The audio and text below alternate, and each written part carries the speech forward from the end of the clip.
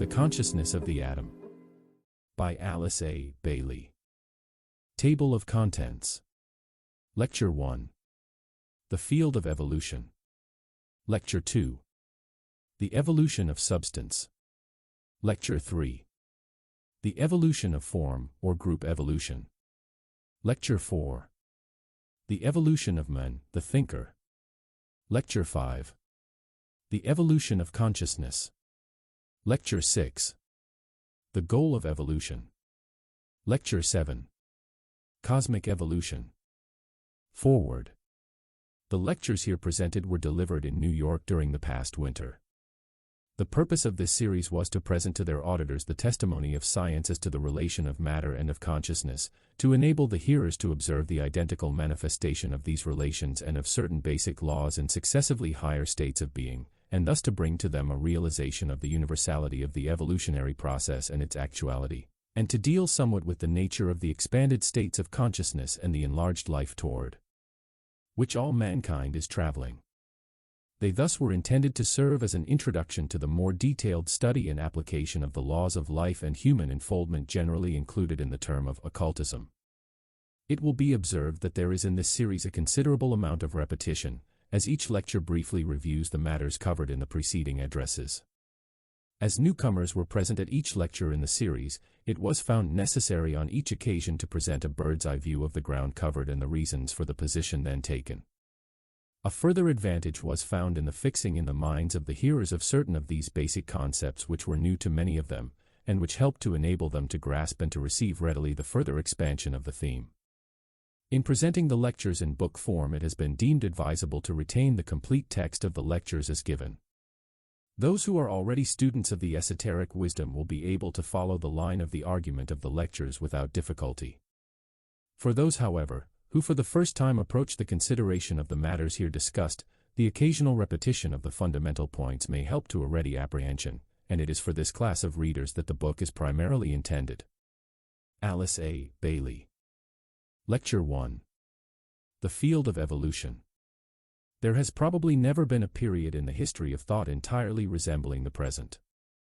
Thinkers everywhere are conscious of two things: first, that the region of mystery has never before been so clearly defined, and secondly, that that region can be entered more easily than has hitherto been the case. It may, therefore, perhaps be induced to render up some of its secrets if investigators of all schools pursue their search with determination.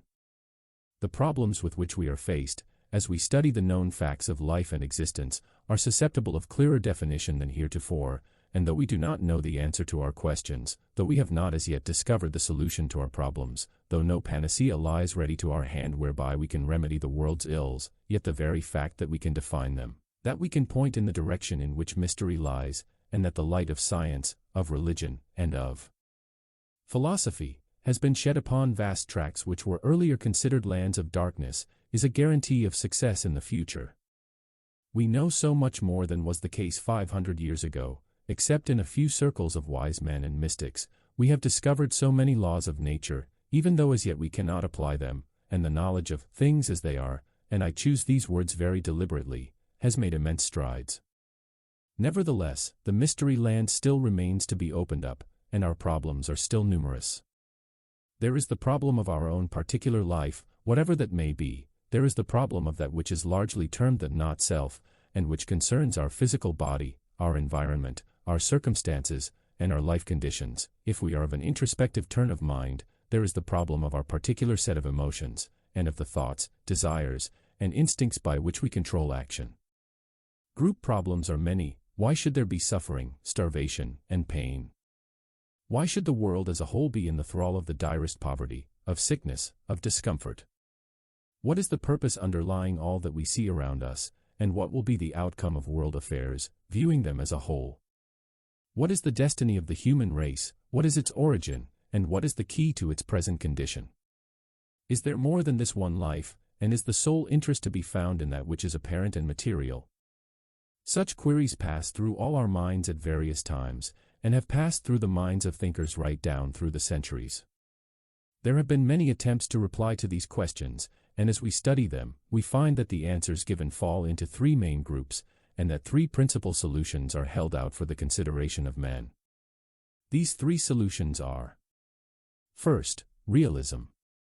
Another name for this school is that of materialism. It teaches that the presentation which we have in consciousness of an external world is true, that things are what they seem, that matter and force, as we know them, are the only reality, and that it is not possible for men to get beyond the tangible. He should be satisfied with facts as he knows them, or as science tells him they are. This is a perfectly legitimate method of solution, but for some of us it fails in that it does not go far enough. In refusing to concern itself with anything except that which can be proven and demonstrated, it stops short at the very point where the inquirer says, "That is so, but why?" It leaves out of its calculation much that is known and realized as truth by the average man, even though he may be unable to explain why he knows it to be true. Men everywhere are recognizing the accuracy of the facts of the realistic school and of material science, yet at the same time they feel innately that there is, underlying the proven objective manifestation, some vitalizing force, and some coherent purpose which cannot be accounted for in terms of matter alone. Secondly, there is the point of view which we can best, perhaps, call supernaturalism. Man becomes conscious that perhaps, after all, things are not exactly what they seem to be, and that there remains much which is inexplicable. He awakens to the realization that he himself is not simply an accumulation of physical atoms, a material something, and a tangible body, but that latent within him is a consciousness, a power, and a psychic nature which link him to all other members of the human family, and to a power outside himself which he must perforce explain. This it is which has led, for instance, to the evolution of the Christian and Jewish point of view, which posits a God outside the solar system, who created it, but was himself extraneous to it. These systems of thought teach that the world has been evolved by a power or being who has built the solar system, and who guides the worlds aright, keeping our little human life in the hollow of his hand, and sweetly ordering all things according to some hidden purpose which it is not possible for us, with our finite minds, to glimpse, still less to understand. This is the religious and supernatural point of view, and is based on the growing self-consciousness of the individual, and in a recognition of his own divinity. Like the point of view of the realistic school, it embodies only a partial truth, and needs to be complemented. The third line of thought we might call the idealistic. It posits an evolutionary process within all manifestation, and identifies life with the cosmic process. It is the exact opposite of materialism, and brings the supernatural deity, predicated by the religionist, into the position of a great entity or life, who is evolving through, and by means of, the universe, just as man is evolving consciousness through the medium of an objective physical body. In these three standpoints, the frankly materialistic, the purely supernatural, and the idealistic, you have the three main lines of thought which have been put forward as explanatory of the cosmic process. All of them are partial truths, yet none of them is complete without the others. All of them, when followed alone, lead into byways and into darkness, and leave the central mystery still unsolved. When synthesized, when brought together and blended, and when unified, they embody, perhaps, I offer this simply as a suggestion, just as much of the evolutionary truth as it is possible for the human mind to grasp at the present stage of evolution. We are dealing with large problems, and tampering, perhaps, with high and lofty things. We are trespassing into regions which are the recognized domain of metaphysics, and we are endeavoring to sum up in a few brief talks what all the libraries of the world are embodying. We are therefore attempting the impossible. All that we can do is to take up briefly and cursorily first one aspect of the truth and then another. All we can possibly accomplish is an outline of the basic lines of evolution, a study of their relationship to each other and to ourselves as conscious entities, and then an endeavor to blend and synthesize the little we can know until some general idea of the process as a whole becomes clearer. We have to remember in connection with every statement of truth that each is made from a particular point of view. Until we have further developed our mental processes, and until we are able to think in abstract terms as well as in concrete, it will not be possible for us to fully answer the question, what is truth? Nor to express any aspect of that truth in a perfectly unbiased way. Some people have a wider horizon than others, and some can see the unity underlying the differing aspects. Others are prone to think that their outlook and interpretation is the only one. I hope in these talks to broaden somewhat our point of view. I hope we shall come to the realization that the man who is only interested in the scientific aspect, and who confines himself to the study of those manifestations which are purely material, is just as much occupied with the study of the divine as is his frankly religious brother who only concerns himself with the spiritual side, and that the philosopher is, after all, occupied in emphasizing for us the very necessary aspect of the intelligence which links the matter aspect and the spiritual, and blends them into one coherent whole. Perhaps by the union of these three lines of science, religion, and philosophy, we may get a working knowledge of the truth as it is, remembering at the same time that truth lies within ourselves. No one man's expression of the truth is the whole expression, and the sole purpose of thought is to enable us to build constructively for ourselves, and to work in mental matter. I should like to outline my plan this evening, to lay the groundwork for our future talks, and to touch upon the main lines of evolution.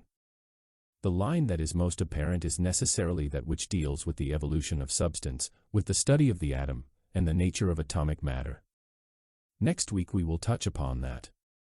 Science has much to tell us about the evolution of the atom, and has wandered a long way during the past 50 years from the standpoint of the last century. Then the atom was regarded as an indivisible unit of substance, now it is looked upon as a center of energy, or electric force. From the evolution of substance we are led very naturally to the evolution of forms, or of congeries of atoms, and there will then open up to us the interesting consideration of forms other than the purely material, forms existing in subtler substance, such as forms of thought, and the racial forms, and the forms of organizations. In this dual study, one of the aspects of deity will be emphasized, should you choose to use the term deity, or one of the manifestations of nature, should you prefer that less sectarian expression. We shall then be led to the consideration of the evolution of intelligence, or of the factor of mind which is working out as ordered purpose in all that we see around us. This will reveal to us a world which is not blindly going on its way, but which has back of it some plan, some coordinated scheme, some organized concept which is working itself out by means of the material form. One reason why things appear to us so difficult of comprehension is involved in the fact that we are in the midst of a transition period, and the plan is as yet imperfect. We are too close to the machinery, being ourselves an integral part of the whole. We see a little bit of it here, and another little bit there, but the whole grandeur of the idea is not apparent to us. We may have a vision, we may have a high moment of revelation, but when we contact the reality on every side, we question the possibility of the ideal materializing, for the intelligent relationship between the form and that which utilizes it seems so far from adjustment. The recognition of the factor of the intelligence will inevitably lead us to the contemplation of the evolution of consciousness in its many forms, ranging all the way from those types of consciousness which we consider sub-human, through the human, up to what may be logically posited, even if it may not be demonstrated, to be superhuman consciousness. The next question which will face us will be, what lies back of all these factors? Is there, behind the objective form and its animating intelligence, an evolution which corresponds to the I faculty, to the ego in man? Is there in nature, and in all that we see around us, the working out of the purpose of an individualized self-conscious being? If there is such a being, and such a fundamental existence, we should be able to see somewhat his intelligent activities, and to watch his plans working towards fruition. Even if we cannot prove that God is, and that the deity exists, it may be possible to say, at least, that the hypothesis that he exists is a reasonable one, a rational suggestion, and a possible solution of all the mysteries we see around us. But to do that it has to be demonstrated that there is an intelligent purpose working through forms of every kind, through races and nations, and through all that we see manifesting in modern civilization. The steps that that purpose has taken, and the gradual growth of the plan, will have to be demonstrated, and from that demonstration we shall perhaps be able to see what lies ahead for us in the coming stages. Let us for a minute consider what we mean by the words, evolutionary process. They are constantly being used, and the average man well knows that the word evolution suggests an unfolding from within outwards, and the unrolling from an inner center, but we need to define the idea more clearly, and thus get a better concept. One of the best definitions which I have come across is that which defines evolution as the unfolding of a continually increasing power to respond. Here we have a definition that is very illuminating as we consider the matter aspect of manifestation. It involves the conception of vibration, and of response to vibration, and though we may in time have to discard the term matter, and employ some such expression as force center, the concept still holds good, and the response of the center to stimulation is even more accurately to be seen. In considering human consciousness, the same definition is of real value. It involves the idea of a gradually increasing realization, of the developing response of the subjective life to its environment, and it leads us eventually on and up to the ideal of a unified existence which will be the synthesis of all the lines of evolution, and to a conception of a central life, or force, which blends and holds together all the evolving units, whether they are units of matter, such as the atom of the chemist and the physicist, or units of consciousness, such as human beings. This is evolution, the process which unfolds the life within all units, the developing urge which eventually merges all units and all groups, until you have that sum total of manifestation which can be called nature, or God, and which is the aggregate of all the states of consciousness. This is the God to whom the Christian refers when he says, "In him we live, and move, and have our being." This is the force, or energy, which the scientist recognizes, and this is the universal mind, or the oversoul of the philosopher. This, again, is the intelligent will which controls, formulates, binds, constructs, develops, and brings all to an ultimate perfection. This is that perfection which is inherent in matter itself, and the tendency which is latent in the atom, in men, and in all that is. This interpretation of the evolutionary process does not look upon it as the result of an outside deity pouring his energy and wisdom upon a waiting world, but rather as something which is latent within that world itself, that lies hidden at the heart of the atom of chemistry, within the heart of man himself, within the planet, and within the solar system. It is that something which drives all on toward the goal, and is the force which is gradually bringing order out of chaos, ultimate perfection out of temporary imperfection, good out of seeming evil, and out of darkness and disaster that which we shall someday recognize as beautiful, right, and true. It is all that we have visioned and conceived of in our highest and best moments. Evolution has also been defined as cyclic development, and this definition brings me to a thought which I am very anxious that we should thoroughly grasp. Nature repeats continuously until certain definite ends have been reached, certain concrete results have been brought about, and certain responses made to vibration. It is by the recognition of this accomplishment that the intelligent purpose of indwelling existence can be demonstrated. The method whereby this is achieved is that of discrimination, or of intelligent choice. There are, in the textbooks of different schools, many words which are used to convey the same general idea, such as natural selection, or attraction and repulsion. I would like, if possible, to avoid technical terms, because they are used by one school of thought to mean one thing, and by another, something different. If we can find a word similar in intent, yet not tied to any particular line of thought, we may find fresh light thrown upon our problem. Attraction and repulsion in the solar system is but the discriminating faculty of the atom or of man demonstrating in the planets and the sun.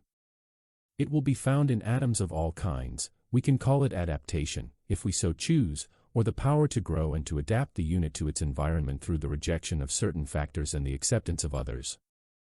It shows itself in men as free will, or the power to choose, and in the spiritual man it can be seen as the tendency to sacrifice, for a man then chooses a particular line of action in order to benefit the group to which he belongs, and rejects that which is purely selfish. We might finally define evolution as ordered change and constant mutation. It demonstrates in the ceaseless activity of the unit or the atom, the interaction between groups, and the endless play of one force or type of energy upon another. We have seen that evolution, whether it is of matter, of intelligence, of consciousness, or of spirit, consists in an ever-increasing power to respond to vibration, that it progresses through constant change, by the practice of a selective policy or the use of the discriminative faculty, and by the method of psychic development or repetition. The stages which distinguish the evolutionary process might be broadly divided into three, corresponding to the stages in the life of a human being: childhood, adolescence, and maturity.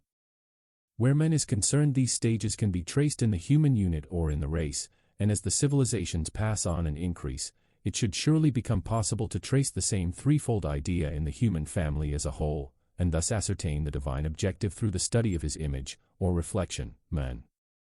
We might express these three stages in more scientific terms, and link them with the three schools of thought earlier referred to, studying them as: A. The stage of atomic energy. B. The stage of group coherency.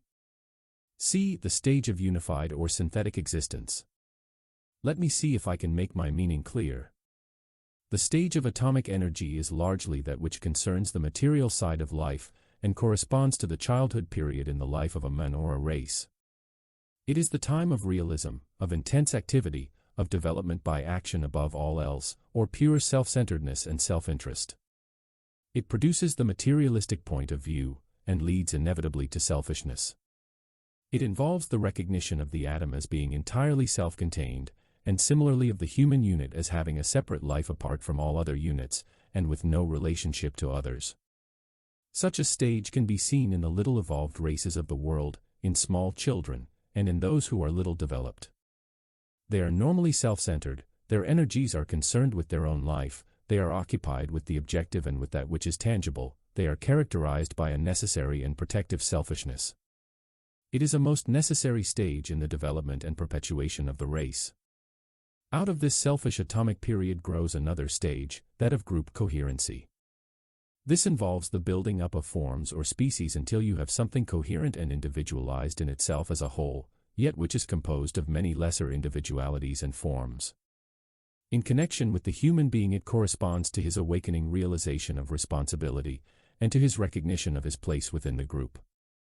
It necessitates an ability on his part to recognize a life greater than himself, whether that life is called God, or whether it is simply regarded as the life of the group to which a man, as a unit, belongs, that great identity of which we are each a part.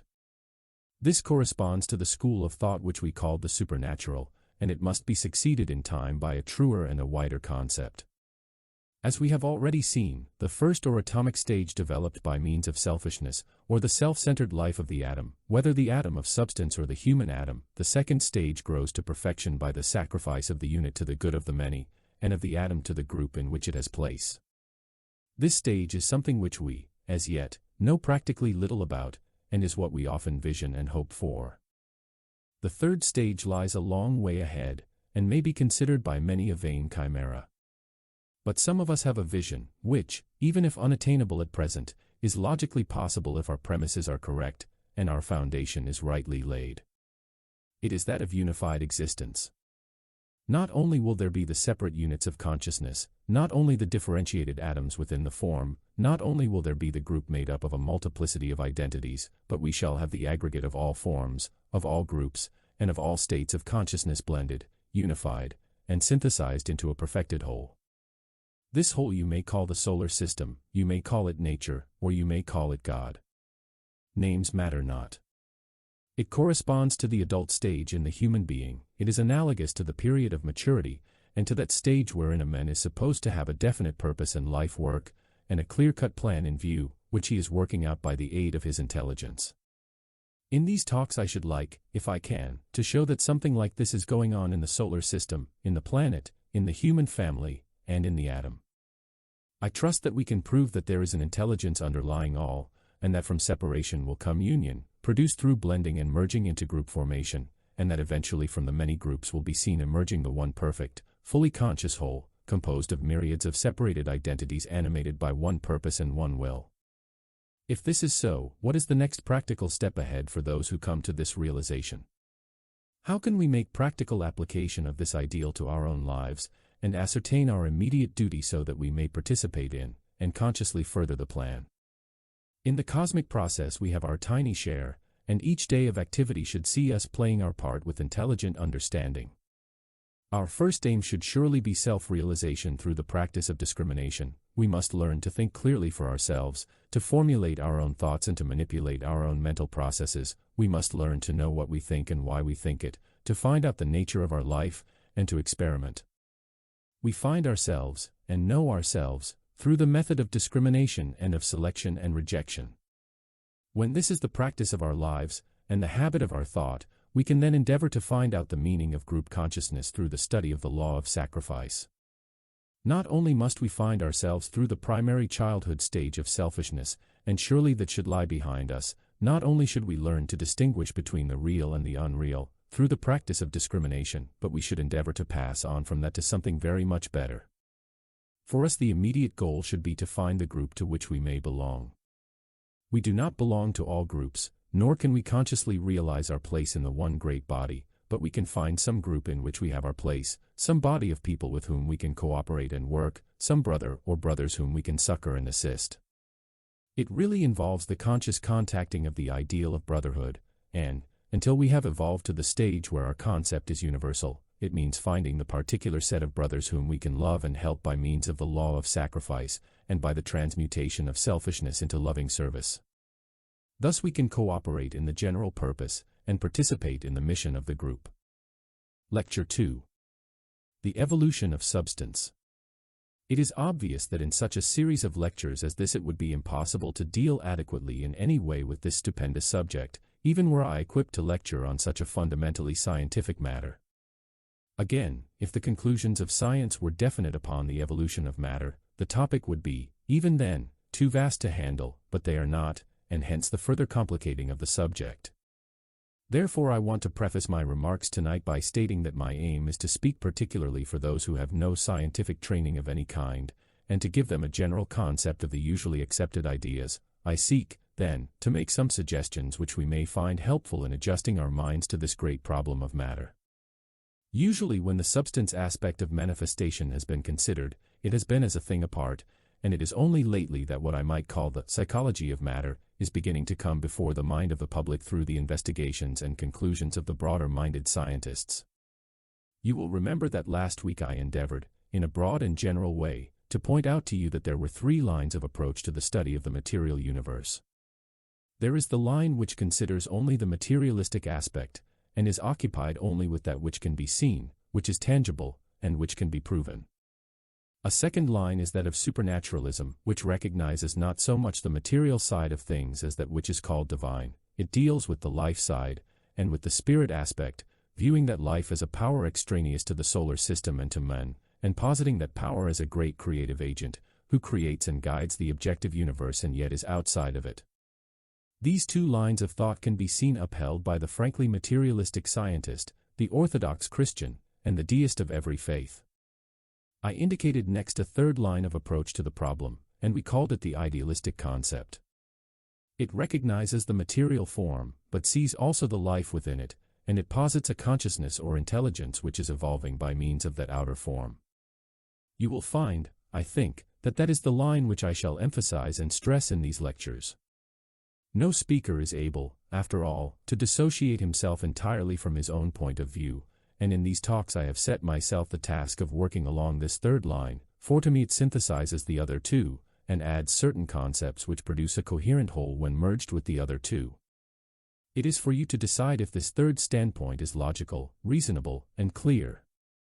The most common fact in life for all of us is that of the material world, that world which we can see and contact by means of the 5 senses, and which is called by the metaphysical thinkers the not-self, or that which is objective to each one of us. As we all know, the work of the chemist is to reduce all known substances to their very simplest elements, and it was thought not long ago that this had been satisfactorily accomplished. The conclusions of the chemist placed the number of the known elements between 70 and 80. About 20 years ago, however, in 1898, a new element was discovered which was called radium, and this discovery entirely revolutionized the world's thought about matter and substance. If you will go to the textbooks of the last century, or search the old dictionaries, seeking for the definition of the atom, for instance, you will usually find Newton quoted. He defined the atom as a hard, indivisible, ultimate particle, a something which was incapable of further subdivision. This was considered to be the ultimate atom in the universe, and was called by the scientist of the Victorian era the foundation stone of the universe. They considered they had gone as far back as it was possible to go, and that they had discovered what lay back of all manifestation and of objectivity itself. But when radium, and the other radioactive substances, had been discovered, an entirely new aspect of the situation had to be faced. It became apparent that what was considered the ultimate particle was not so at all. As you now have the definition of the atom, I am quoting from the Standard Dictionary. It is: an atom is a center of force, a phase of electrical phenomena, a center of energy, active through its own internal makeup, and giving off energy or heat or radiation. Therefore, an atom is, as Lord Kelvin in 1867 thought it would ultimately turn out to be, a vortex ring, or center of force, and not a particle of what we understand as tangible substance. This ultimate particle of matter is now demonstrated to be composed of a positive nucleus of energy, surrounded, just as is the Sun by the planets, with many electrons or negative corpuscles, thus subdividing the atom of earlier science into numerous lesser bodies. The elements differ according to the number and arrangement of these negative electrons around their positive nucleus, and they rotate or move around this central charge of electricity as our planetary system rotates around the Sun. Professor Soddy, in one of his latest books, has pointed out that in the atom is to be seen an entire solar system. The central Sun can be recognized, with the planets pursuing their orbital paths around it. It would be apparent to each of us that when this definition of the atom is contemplated and studied, an entirely new concept of substance comes before us. Dogmatic assertions are therefore out of order, for it is realized that perhaps the next discovery may reveal to us the fact that the electrons themselves may be worlds within worlds.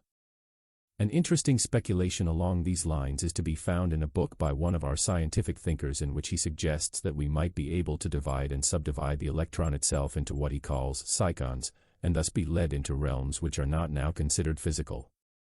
That may be only a dream, but the thing that I am seeking to impress upon my mind and yours is that we scarcely know where we stand in scientific thought, any more than we know where we stand in the religious and economic world. Everything is passing through a period of transition. The old order Changeth, the old way of looking at things, is proving false or inadequate. The old expressions of thought seem futile. All that the wise man can do just now is to reserve his opinion, ascertain for himself what appeals to him as truth, and endeavor then to synthesize that particular aspect of universal truth with that aspect which has been accepted by his brother. The atom, then, can be predicated as resolving itself into electrons, and can be expressed in terms of force or energy. When you have a center of energy or activity, you are involved in a dual concept. You have that which is the cause of movement or energy, and that which it energizes or actuates. This brings us directly into the field of psychology, because energy or force is ever regarded as a quality, and where you have a quality you are really considering the field of psychic phenomena. There are certain terms in use when considering substance which are continuously appearing, and about which there is a wide diversity of definition. In looking over one scientific book last week, it was discouraging to find the author pointing out that the atom of the chemist, of the physicist, of the mathematician, and of the metaphysician were four totally different things. That is another reason why it is not possible to be dogmatic in dealing with these questions. Nevertheless, rightly or wrongly, I have a very definite hypothesis to put before you. When we talk about radium, we are, in all probability, venturing into the realm of etheric substance, the region of ether, or of protyle. Protyle was a word coined by Sir William Crookes, and is defined by him as follows. Protyle is a word analogous to protoplasm, to express the idea of the original primal matter before the evolution of the chemical elements. The word I have ventured to use for this purpose is compounded of a Greek word, earlier than, and, the stuff of which things are made. We are, therefore, throwing the concept of matter back to where the Oriental school has always put it, to primordial stuff, to that which the Orientalist calls primordial ether, though we must ever remember that the ether of science is many, many removes from the primordial ether of the Oriental occultist. We are led back to that intangible something which is the basis of the objective thing which you and I can see and touch and handle. The word substance itself means that which stands under, or which lies back of things. All, therefore, that we can predicate in connection with the ether of space is that it is the medium in which energy or force functions, or makes itself felt. When we are talking in these lectures of energy and force, and of matter and substance, we can separate them in our minds thus. We speak about energy and substance when we are considering that which is as yet intangible, and we use force in connection with matter when dealing with that aspect of the objective which our scientists are definitely studying. Substance is the ether in one of its many grades, and is that which lies back of matter itself. When we speak of energy, there must be that which energizes, that which is the source of energy and the origin of that force which demonstrates in matter. It is here that I seek to lay the emphasis. Whence comes this energy, and what is it? Scientists are recognizing ever more clearly that atoms possess qualities, and it would be interesting if one were to take the different scientific books dealing with the subject of atomic matter, and note which of the many and varying terms applied to them could be applied to a human being also. On a small scale I have attempted this, and found it very illuminating. First of all, as we know, the atom is spoken of as possessing energy, and the power to change from one mode of activity to another. One writer has remarked that absolute intelligence thrills through every atom in the world. In this connection, I want to point out to you what Edison is reported by an interviewer as having said in Harper's Magazine for February 1890, and which is enlarged upon in the Scientific American for October 1920. In the earlier instance, he is quoted as follows: "I do not believe that matter is inert, acted upon by an outside force. To me it seems that every atom is possessed by a certain amount of primitive intelligence. Look at the thousands of ways in which atoms of hydrogen combine with those of other elements, forming the most diverse substances. Do you mean to say that they do this without intelligence? Atoms in harmonious and useful relation assume beautiful or interesting shapes and colors, or give forth a pleasant perfume, as if expressing their satisfaction gathered together in certain forms. The atoms constitute animals of the lower order. Finally, they combine in man, who represents the total intelligence of all the atoms. But where does this intelligence come from originally?" asked the interviewer. "From some power greater than ourselves," Edison answered. "Do you believe, then, in an intelligent creator, a personal God?" "Certainly. The existence of such a God can, to my mind, be proved from chemistry." In the long interview quoted last year in the Scientific American, Edison laid down a number of most interesting surmises from which I have culled the following. 1. Life, like matter, is indestructible. 2. Our bodies are composed of myriads of infinitesimal entities, each in itself a unit of life, just as the atom is composed of myriads of electrons. 3. The human being acts as an assemblage rather than as a unit. The body and mind express the vote or voice of the life entities. 4. The life entities build according to a plan. If a part of the life organism be mutilated, they rebuild exactly as before. 7. Science admits the difficulty of drawing the line between the inanimate and the animate. Perhaps the life entities extend their activities to crystals and chemicals. 9. The life entities live forever, so that to this extent at least the eternal life which many of us hope for is a reality. In an address given by Sir Clifford Allbutt, President of the British Medical Association, as reported in the Literary Digest of February 26, 1921, he speaks of the ability of the microbe to select and reject, and in the course of his remarks he says, "When the microbe finds itself in the host's body, it may be wholly out of tune, or wholly in tune, with any or all cells that it approaches. In either case presumably nothing morbid would happen. Morbid happenings would lie between this microbe and body cells within its range but not in tune with it. Now there seems to be reason to suppose that a microbe, on its approach to a body cell only just out of its range, may try this way and that to get a hitch on. If so, the microbe, at first innocuous, would become noxious. So, on the other hand, body cells may educate themselves to vibrate in harmony with a microbe before dissonant, or there may be mutual interchange and coadaptation. But, if things be so, surely we are face to face with a marvelous and far-reaching faculty, the faculty of choice, and this rising from the utter bottom of biology to the summit, formative faculty, autodetermination, or, if you please, mind. In the year 1895, Sir William Crookes, one of our greatest scientists, gave an interesting lecture before a body of chemists in Great Britain, in which he dealt with the ability of the atom to choose its own path, to reject and to select, and showed that natural selection can be traced in all forms of life, from the then ultimate atom up through all forms of being. In another scientific article, the atom is further accused of having sensation as well. The recent contest as to the nature of atoms, which we must regard as in some form or other the ultimate factors in all physical and chemical processes, seems to be capable of easiest solution by the conception that these very minute passes possess, as centers of force, a persistent soul, that every atom has sensation and power of movement. Tyndall has likewise pointed out that even the very atoms themselves seem to be instinct with the desire for life. If you take these different qualities of the atom, energy, intelligence, ability to select and reject, to attract and repulse, sensation, movement, and desire, you have something which is very much like the psychology of a human being, only within a more limited radius and of a more circumscribed degree. Have we not, therefore, really got back to what might be termed the psyche of the atom? We have found that the atom is a living entity, a little vibrant world, and that within its sphere of influence other little lives are to be found, and this very much in the same sense as each of us is an entity, or positive nucleus of force or life, holding within our sphere of influence other lesser lives, i.e., the cells of our body. What can be said of us can be said, in degree, of the atom. Let us extend our idea of the atom a little further, and touch upon what may be fundamentally the cause, and hold the solution of the world problems.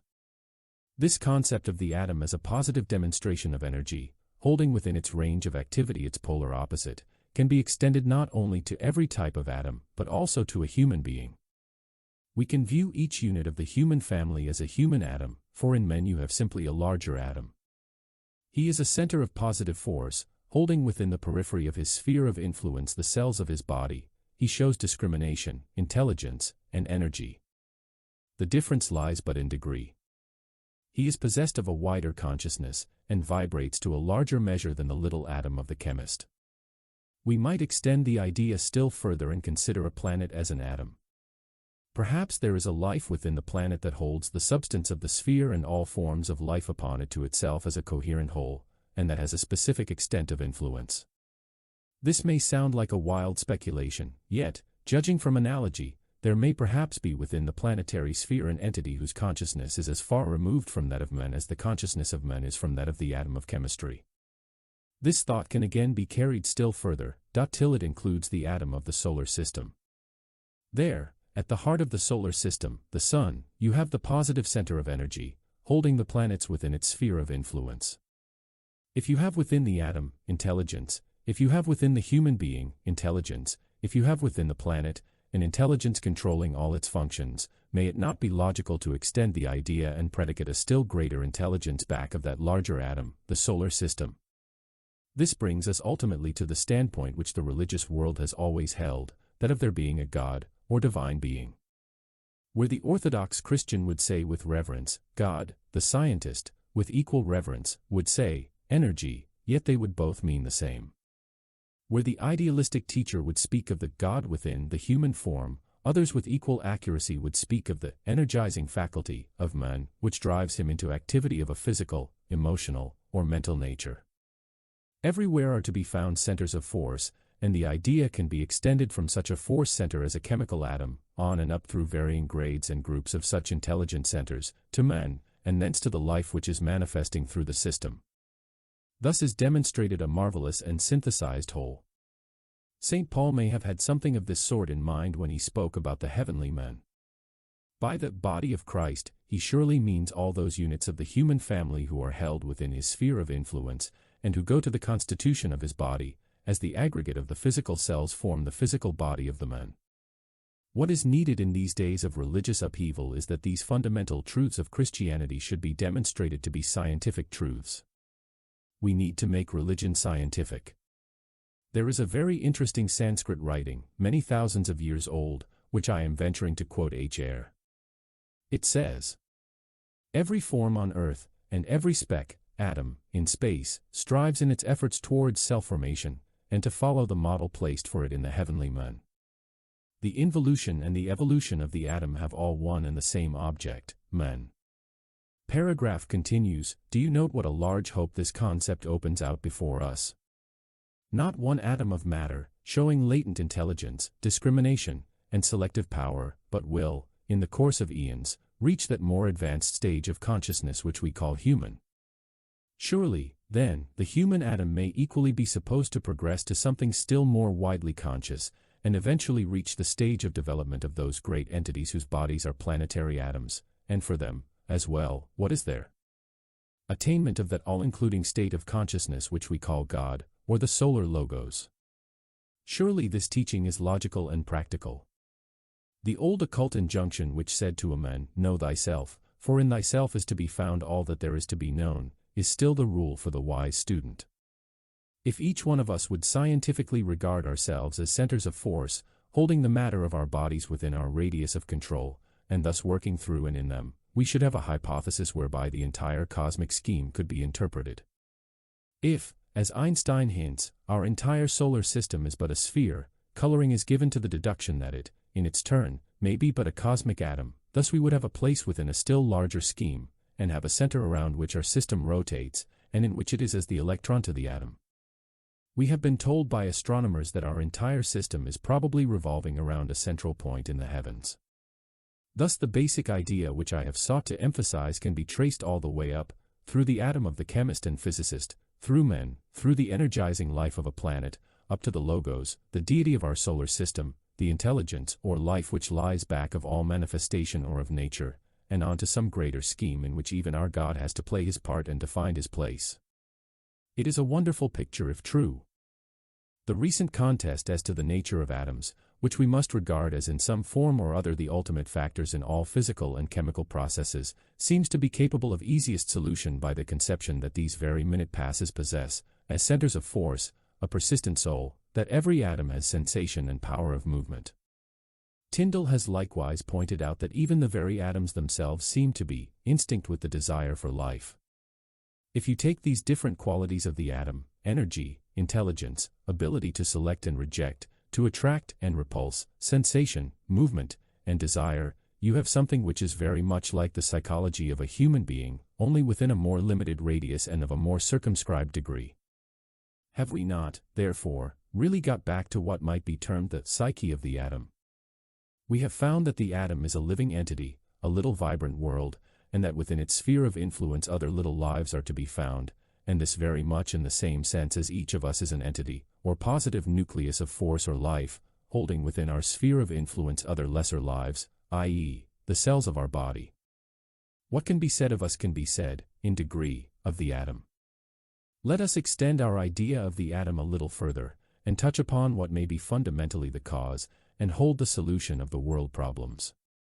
This concept of the atom as a positive demonstration of energy, holding within its range of activity its polar opposite, can be extended not only to every type of atom, but also to a human being. We can view each unit of the human family as a human atom, for in men you have simply a larger atom. He is a center of positive force, holding within the periphery of his sphere of influence the cells of his body. He shows discrimination, intelligence, and energy. The difference lies but in degree. He is possessed of a wider consciousness, and vibrates to a larger measure than the little atom of the chemist. We might extend the idea still further and consider a planet as an atom. Perhaps there is a life within the planet that holds the substance of the sphere and all forms of life upon it to itself as a coherent whole, and that has a specific extent of influence. This may sound like a wild speculation, yet, judging from analogy, there may perhaps be within the planetary sphere an entity whose consciousness is as far removed from that of men as the consciousness of men is from that of the atom of chemistry. This thought can again be carried still further, till it includes the atom of the solar system.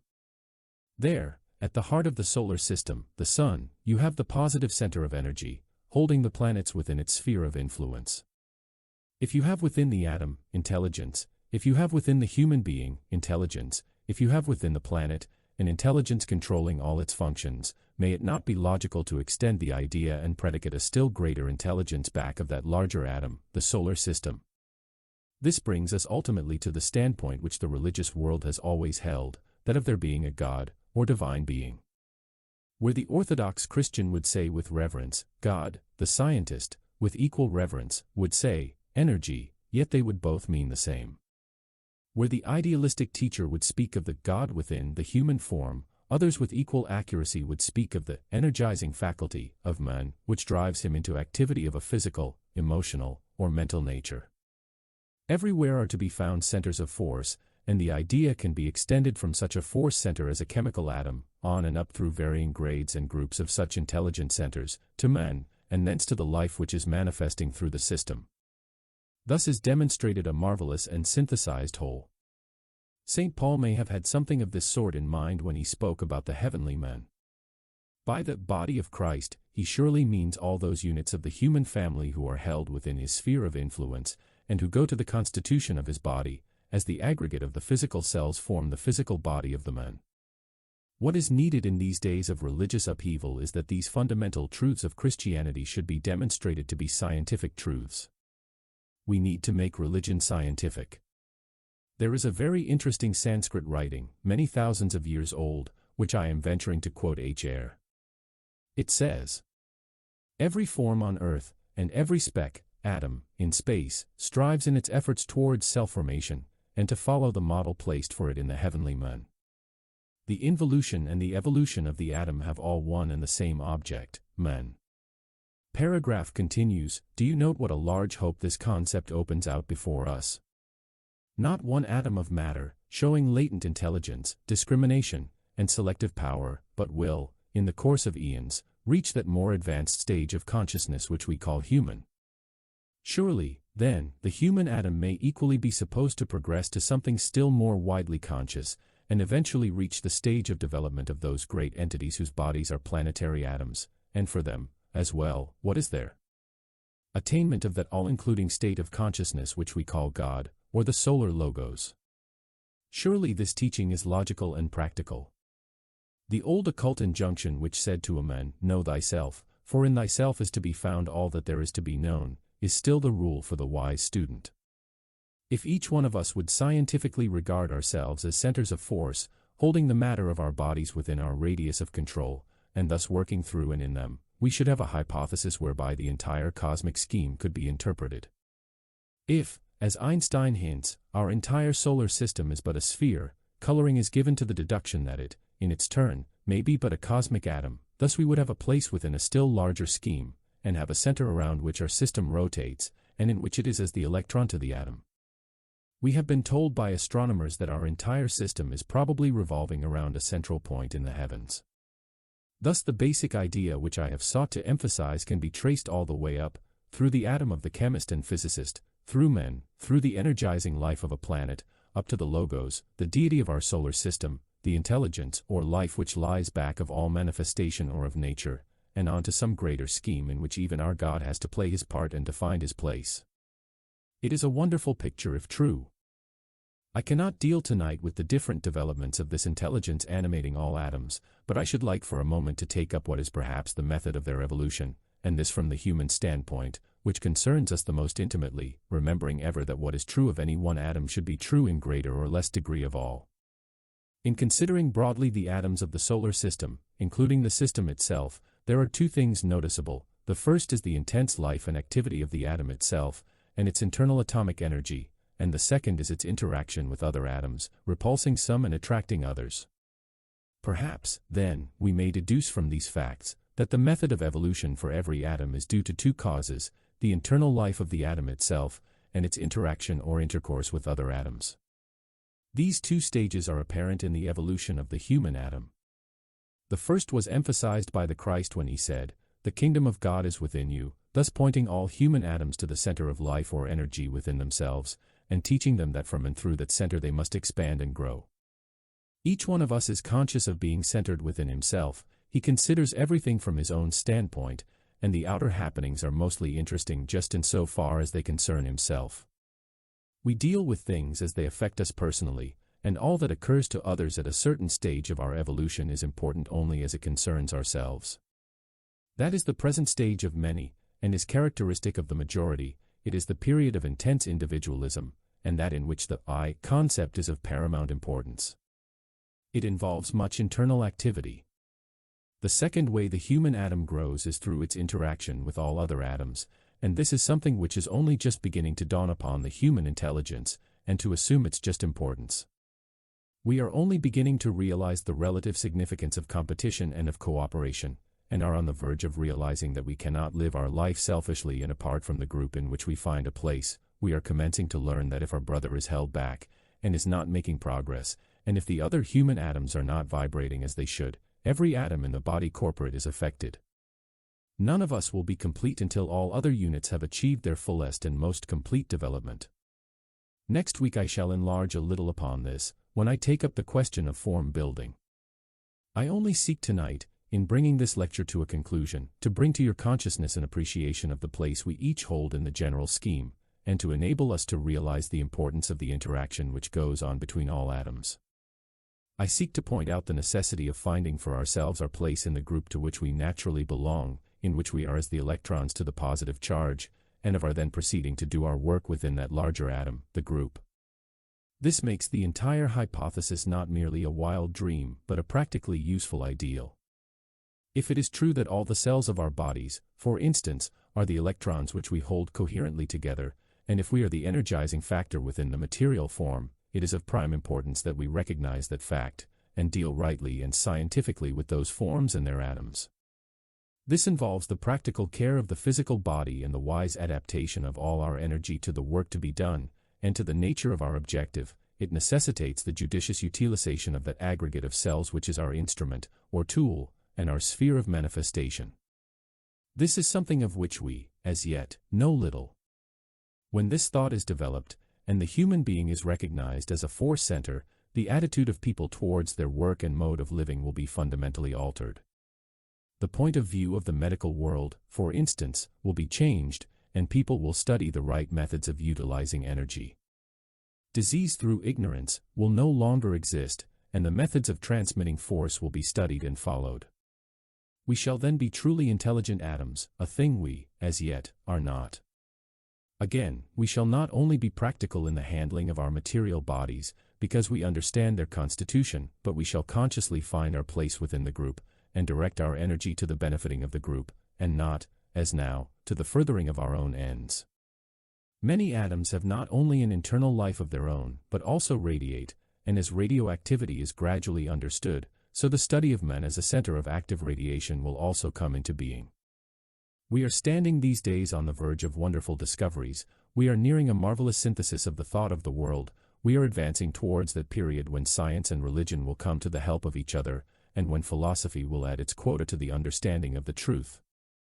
The use of the imagination will frequently open up a wonderful vision, and if this imagination is based on essentials, and starts with a logical hypothesis, perhaps it will lead us to the solution of some of the mysteries and problems which are distressing the world now.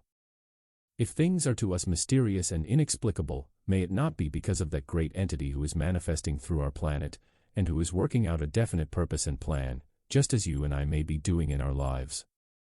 At times we carry our physical vehicle into situations, and bring about difficulties in connection with it, which are both painful and distressing. Granted the hypothesis upon which we are working, it may, therefore, be logical to surmise that the great intelligence of our planet is similarly carrying his entire body of manifestation, which includes the human family, into situations which are distressing to the atoms. Surely it may be logical to suppose that the mystery of all we see around us may be hidden in the will and intelligent purpose of that greater life, who works through our planet as man works through the medium of his physical body, and yet who is himself but an atom within a still larger sphere, which is indwelt by the solar logos, the intelligence who is the sum total of all the lesser lives. Lecture 3. The Evolution of Form, or Group Evolution. I want to enlarge tonight upon the basic idea of the unity of consciousness, or of intelligence, as developed somewhat in the lecture last week, and to extend the concept still further. It has been said that all evolution proceeds from homogeneous, through heterogeneity, back again to homogeneity, and it has been pointed out that evolution is a continually accelerating march of all the particles of the universe which leads them simultaneously, by a path sown with destruction, but uninterrupted and unpausing, from the material atom to that universal consciousness in which omnipotence and omniscience are realized, in a word, to the full realization of the Absolute of God. This proceeds from those minute diversifications which we call molecules and atoms up to their aggregate as they are built into forms, and continues on through the building of those forms into greater forms, until you have a solar system in its entirety. All has proceeded under law, and the same basic laws govern the evolution of the atom as the evolution of a solar system. The macrocosm repeats itself in man, the microcosm, and the microcosm is again reflected in all lesser atoms. These remarks in the previous lecture concern themselves primarily with the material manifestation of a solar system, but I shall seek to lay the emphasis in our future talks principally upon what we might call the psychical evolution, or the gradual demonstration and evolutionary unfoldment of that subjective intelligence or consciousness which lies behind the objective manifestation. As usual, we will handle this lecture in 4 divisions. First, we will take the subject of the evolutionary process, which, in this particular case, is the evolution of the form, or the group, then the method of group development. Next we will consider the stages that are followed during the cycle of evolution, and finally we will conclude with an attempt to be practical, and to gather out of our conclusions some lesson to apply to the daily life. The first thing necessary for us to do is to consider somewhat the question of what a form really is. If we turn to a dictionary we will find the word defined as follows: the external shape or configuration of a body. In this definition the emphasis is laid upon its externality, upon its tangibility and exoteric manifestation. This thought is also brought out if the root meaning of the word manifestation is carefully studied. It conies from two Latin words, meaning to touch or handle by the hand, manus, the hand, and fendere, to touch, and the idea then brought to our minds is the triple thought that that which is manifested is that which can be felt, contacted, and realized as tangible. Yet in both these interpretations the most vital part of the concept is lost sight of, and we must look elsewhere for a truer definition. To my mind, Plutarch conveys the idea of the manifestation of the subjective through the medium of the objective form in a much more illuminating way than does the dictionary. He says, "An idea is a being incorporeal, which has no subsistence by itself, but gives figure and form unto shapeless matter, and becomes the cause of manifestation." Here you have a most interesting sentence, and one of real occult significance. It is a sentence which will repay careful study and consideration, for it embodies a concept that concerns itself not only with that little manifestation, the atom of the chemist and the physicist, but of all forms that are constituted by their means, including the manifestation of a human being and of the deity of a solar system, that great life, that all-embracing, universal mind, that vibrant center of energy, and that great enfolding consciousness whom we call God, or Force, or the Logos. The existence who is expressing himself through the medium of the solar system. In the Christian Bible the same thought is borne out by St. Paul in a letter to the church at Ephesus. In the 2nd chapter of the epistle to the Ephesians he says, "We are his workmanship." Literally, the correct translation from the Greek is, "We are his poem, or idea," and the thought in the mind of the apostle is that through the medium of every human life, or in the aggregate of lives which compose a solar system, God is, through the form, whatever it may be, working out an idea, a specific concept, or detailed poem. Amen is an embodied thought, and this is also the concept latent in the definition of Plutarch. You have therein first the idea of a self-conscious entity, you have then to recognize the thought or purpose which that entity is seeking to express, and finally, you have the body or form which is the sequential result. The term logos, translated as the Word, is frequently used in the New Testament, in speaking of the deity. The outstanding passage in which this is the case is the 1st chapter of St. John's Gospel, where the words occur, "In the beginning was the Word, and the Word was with God, and the Word was God." Let us consider for a minute the meaning of the expression. Its literal translation is "the Word," and it has been defined as the rendering and objective expression of a concealed thought. If you take any noun, or similar word, for instance, and study its objective significance, you will find that always a definite thought is conveyed to the mind, involving purpose, intent, or perhaps some abstract concept.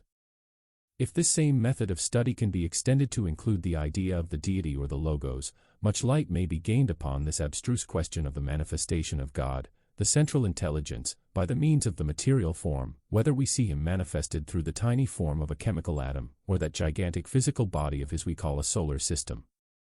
We found in our lecture last week that there was one thing that could be predicated of all atoms, and that scientists everywhere were coming to recognize one distinguishing characteristic. They have been shown to possess symptoms of mind and a rudimentary form of intelligence. The atom demonstrates the quality of discrimination, of selective power, and of ability to attract or repulse. It may seem curious to use the word intelligence in connection with an atom of chemistry, for instance, but nevertheless the root meaning of the word embodies this idea perfectly. It comes from two Latin words, inter, between, and legere, to choose. Intelligence, therefore, is the capacity to think or choose, to select, and to discriminate. It is, in reality, that abstract, inexplicable something which lies back of the great law of attraction and repulsion, one of the basic laws of manifestation. This fundamental faculty of intelligence characterizes all atomic matter, and also governs the building up of forms, or the aggregation of atoms. We have earlier dealt with the atom per se, but have in no way considered its building into form, or into that totality of forms which we call a kingdom in nature. We have considered somewhat the essential nature of the atom, and its prime characteristic of intelligence, and have laid our emphasis upon that out of which all the different forms as we know them are built, all forms in the mineral kingdom, in the vegetable kingdom, in the animal kingdom, and in the human. In the sum total of all forms you have the totality of nature as generally understood. Let us now extend our idea from the individual forms that go to the constitution of any of these four kingdoms of nature, and view them as providing that still greater form which we call the kingdom itself, and thus view the kingdom as a conscious unit, forming a homogeneous whole. Thus each kingdom in nature may be considered as providing a form through which a consciousness of some kind or grade can manifest. Thus also, the aggregate of animal forms composes that greater form which we designate the kingdom itself, and this animal kingdom likewise has its place within a still greater body. Through that kingdom a conscious life may be seeking expression, and through the aggregate of kingdoms a still greater subjective life may be seeking manifestation. In all these kingdoms which we are considering, mineral, vegetable, animal, and human, we have three factors again present, provided, of course, that the basis of our reasoning is correct. First, that the original atom is itself a life. Secondly, that all forms are built up of a multiplicity of lives, and thus a coherent whole is provided through which a subjective entity is working out a purpose. Thirdly, that the central life within the form is its directing impulse, the source of its energy, the origin of its activity, and that which holds the form together as a unity. This thought can be well worked out in connection with men, for instance. For the purposes of our lecture, men can be defined as that central energy, life, or intelligence, who works through a material manifestation or form, this form being built up of myriads of lesser lives. In this connection a curious phenomenon has been frequently noticed at the time of death. It was brought very specially to my notice some years ago by one of the ablest surgical nurses of India. She had for a long time been an atheist, but had begun to question the ground of her unbelief after several times witnessing this phenomenon. She stated to me that, at the moment of death, in several cases, a flash of light had been seen by her issuing from the top of the head, and that in one particular case, that of a girl of apparently very advanced spiritual development and great purity and holiness of life, the room had appeared to be lit up momentarily by electricity. Again, not long ago, several of the leading members of the medical profession in a large Middle West city were approached by an interested investigator, by letter, and asked if they would be willing to state if they had noted any peculiar phenomena at the moment of death. Several replied by saying that they had observed a bluish light issuing from the top of the head, and one or two added that they had heard a snap in the region of the head. In this last instance we have a corroboration of the statement in Ecclesiastes, where the loosing of the silver cord is mentioned, or the breaking of that magnetic link which unites the indwelling entity or thinker to his vehicle of expression. In both the types of cases above mentioned can apparently be seen an ocular demonstration of the withdrawal of the central light or life, and the consequent disintegration of the form, and the scattering of the myriad lesser lives. It may therefore seem to some of us a logical hypothesis that just as the atom of chemistry is a tiny sphere, or form, with a positive nucleus, which holds rotating around it the negative electrons, so all forms in all the kingdoms of nature are of a similar structure, differing only in degree of consciousness or intelligence. We can therefore regard the kingdoms themselves as the physical expression of some great subjective life, and can by logical steps come to the recognition that every unit in the human family is an atom in the body of that greater unit who has been called in some of the scriptures the heavenly men. Thus we arrive finally at the concept that the solar system is but the aggregate of all kingdoms and all forms, and the body of a being who is expressing himself through it, and utilizing it in order to work out a definite purpose and central idea. In all these extensions of our final hypothesis, the same triplicity can be seen, an informing life or entity manifesting through a form, or a multiplicity of forms, and demonstrating discriminative intelligence. It is not possible to deal with the method whereby the forms are built up, or to enlarge upon the evolutionary process by means of which atoms are combined into forms, and the forms themselves collected into that greater unit which we call a kingdom in nature. This method might be briefly summed up in three terms: involution, or the involving of the subjective life in matter; the method whereby the indwelling entity takes to itself its vehicle of expression; evolution, or the utilization of the form by the subjective life, its gradual perfecting, and the final liberating of the imprisoned life; and the law of attraction and repulsion, whereby matter and spirit are coordinated, whereby the central life gains experience, expands its consciousness, and, through the use of that particular form, attains self-knowledge and self-control. All is carried forward under this basic law. In every form you have a central life, or idea, coming into manifestation, involving itself more and more in substance, clothing itself in a form and shape adequate to its need and requirement, utilizing that form as a means of expression, and then, in due course of time, liberating itself from the environing form in order to acquire one more suited to its need. Thus through every grade of form, spirit, or life progresses, until the path of return has been traversed, and the point of origin achieved. This is the meaning of evolution, and here lies the secret of the cosmic incarnation. Eventually spirit frees itself from form, and attains liberation plus developed psychical quality and graded expansions of consciousness. We might look at these definite stages, and study them very cursorily. We have in the first case the process of involution. This is the period in which the limiting of the life within the form or sheath proceeds, and it is a long, slow process, covering millions upon millions of years. This great cycle is participated in by every type of life. It concerns the life of the solar logos manifesting through a solar system. It is part of the life cycle of the planetary spirit manifesting through such a sphere as our Earth planet. It includes that life which we call human, and sweeps into the path of its energy the tiny life which functions through an atom of chemistry. It is the great process of becoming, and that which makes existence and being itself possible. This period of limitation, of a gradually increasing imprisonment, and of an ever deeper descent into matter, is succeeded by one of adaptation, in which the life and the form become intimately interrelated, and subsequent to this is the period wherein that inner relation becomes perfected. The form is then adequate to the needs of the life, and can be utilized. Then, as the life within grows and expands, it is paralleled by the crystallization of the form, which no longer suffices as a means of expression. Following upon crystallization, we have the period of disintegration. Limitation, adaptation, utilization, crystallization, and disintegration, these are the stages which cover the life of any entity, or embodied idea of greater or less degree, which seeks expression through matter. Let us carry out this thought in connection with the human being. The process of limitation can be seen in the taking of a physical form, and in those early rebellious days, when a man is full of desires, aspirations, longings, and ideals, which he seems unable to express or to satisfy. Then comes the period of adaptation, wherein the man begins to utilize what he has, and to express himself as best he may through the medium of those myriads of lesser lives and intelligences which constitute his physical, his emotional, and his mental bodies. He energizes his threefold form, forcing it to carry out his behests and fulfill his purposes, and thus carry out his plan, whether for good or evil. This is succeeded by the stage in which he utilizes the form as far as in him lies, and comes to what we call maturity. Finally, in the later stages of life, we have the crystallization of the form, and the man's realization of its inadequacy.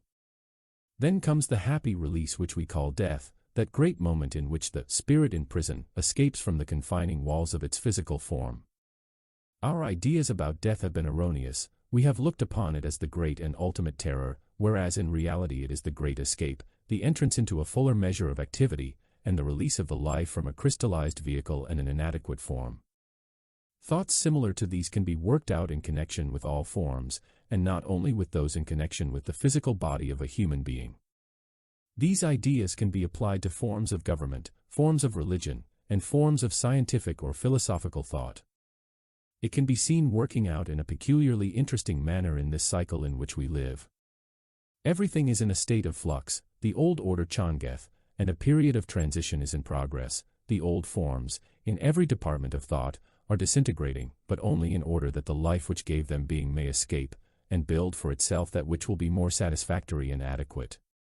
Take, for instance, the old religious form of the Christian faith. Here I must warn you not to misunderstand me. I am not trying to prove that the spirit of Christianity is inadequate, and I am not seeking to demonstrate that its well-tried and well-proven truths are erroneous. I am only trying to point out that the form through which that spirit seeks to express itself has somewhat served its purpose, and is proving a limitation. Those same great truths, and those same basic ideas, require a more adequate vehicle through which to function. Christian thinkers at this time need to distinguish very carefully between the vital truths of Christianity and the crystallized form of theology. The living impulse was given by the Christ. He enunciated these great and eternal truths, and sent them forth to take form and meet the need of a suffering world. They were limited by the form, and there came a long period wherein that form, religious dogmas and doctrines, gradually grew and took shape. Centuries ensued wherein the form and the life seemed adapted to each other, and the Christian ideals expressed themselves through the medium of that form. Now the period of crystallization has set in, and the expanding Christian consciousness is finding the limitations of the theologians inadequate and restricting. The great fabric of dogmas and doctrines, as built up by the churchmen and theologians of the ages, must inevitably disintegrate, but only in order that the life within may escape, build for itself a better and more satisfactory means of expression, and thus measure up to the mission upon which it was sent. In the different schools of thought everywhere the same thing can be seen.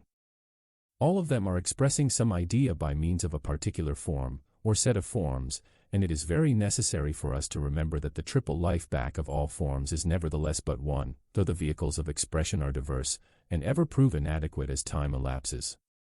What, then, is the purpose back of this endless process of form building, and this combining of the lesser forms? What is the reason of it all, and what will prove to be the goal? Surely it is the development of quality, the expansion of the consciousness, the development of the faculty of realization, the production of the powers of the psyche, or the soul, the evolution of intelligence. Surely it is the gradual demonstration of the basic idea or purpose which that great entity whom we call the Logos, or God, is working out through the solar system. It is the demonstration of his psychic quality, for God is intelligent love, and the fulfillment of his determined purpose, for God is intelligent loving will. For all the different grades and types of atoms there is a goal and a purpose also. There is a goal for the atom of chemistry, there is a point of achievement for the human atone, men, the planetary atom also will someday demonstrate its basic purpose, and the great idea which lies back of the solar system will someday be revealed. Is it possible for us in a few brief moments of study to get a sound conception of what that purpose may be? Perhaps we can get some broad, general idea, if we approach the subject with sufficient reverence and sensitiveness of outlook, bearing carefully in mind always that only the ignorant dogmatize, and only the unwise deal in detail when considering these stupendous topics. We have seen that the atom of chemistry, for instance, demonstrates the quality of intelligence, it shows symptoms of discriminative mind, and the rudiments of selective capacity. Thus the tiny life within the atomic form is demonstrating psychic quality. The atom is then built into all the different forms at varying times and stages, and each time it gains somewhat according to the force and life of the entity who ensouls that form, and preserves its homogeneity. Take, for instance, the atom that goes to the building of a form in the mineral kingdom, it shows not only discriminative selective mind, but elasticity. Then in the vegetable kingdom these two qualities appear, but a third is also found, which we might call sensation of a rudimentary kind. The initial intelligence of the atom has acquired something during the transition from form to form and from kingdom to kingdom. Its responsiveness to contact, and its general awareness have increased. When we come to the study of the evolution of consciousness we can take this up in greater detail. All I am endeavoring to do tonight is to show that in the vegetable kingdom forms built up of atoms show not only discriminative intelligence and elasticity, but also are capable of sensation, or of that which, in the vegetable kingdom, corresponds to emotion or feeling, emotion being but rudimentary love. Next we have the animal kingdom, in which the animal forms show not only all the above qualities, but to them is added instinct, or that which will someday blossom into mentality. Finally, we come to the human being, who shows all these qualities in far greater degree, for the fourth kingdom is but the macrocosm for the three lower. Man demonstrates intelligent activity, he is capable of emotion or love, and has added yet another factor, that of intelligent will. He is the deity of his own little system, he is not only conscious, but he is self-conscious. He builds his own body of manifestation, just as does the Logos, only on a tiny scale. He controls his little system by the great law of attraction and repulsion, as does the Logos, and he energizes it and synthesizes his threefold nature into a coherent unit. He is the three in one, and the one in three, just as is the Logos. There is a future for every atom in the solar system. Before the ultimate atom there lies a tremendous goal, and as the eons slip away the life that animates that atom will pass through all the varying kingdoms of nature until it find its goal in the human kingdom. The idea might now be extended somewhat, and we might consider that great entity who is the informing life of the planet, and who holds all the different kingdoms of nature within his consciousness. May it not be possible that his intelligence, as it informs the totality of all groups and kingdoms, is the goal for man, the human atom? Perhaps as time progresses the scope of his present realization may also be ours, and for his, As for all those great lives who inform the planets of the solar system, there may be the attainment of that tremendous reach of consciousness which characterizes that great existence who is the ensouling life of the solar system. May it not be true that among the different grades of consciousness, extending, for instance, from the atom of the chemist and physicist, up to the logos of the solar system, there are no gaps, and no abrupt transitions, but there is ever a gradual expansion and a gradual evolution from one form of intelligent manifestation to another, and always the life within the form gains in quality by means of the experience.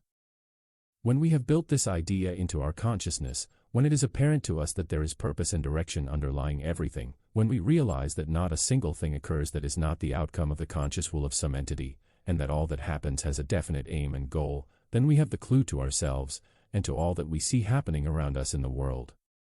If, for instance, we realize that we have the building up and care of our physical bodies, that we have the control of our emotional nature, and the responsibility for the development of our mentality, if we realize that we are the energizing factors within our bodies, and that when we withdraw from those bodies they disintegrate and fall to pieces, then perhaps we have the clue to what the informing life of the planet may be doing, as he works through forms of every kind, continents, civilizations, religions, and organizations, upon this earth, to what has gone on in the moon, which is now a disintegrating form, to what is going on in the solar system, and to what will happen in the solar system when the logos withdraws from that which is, for him, but a temporary manifestation.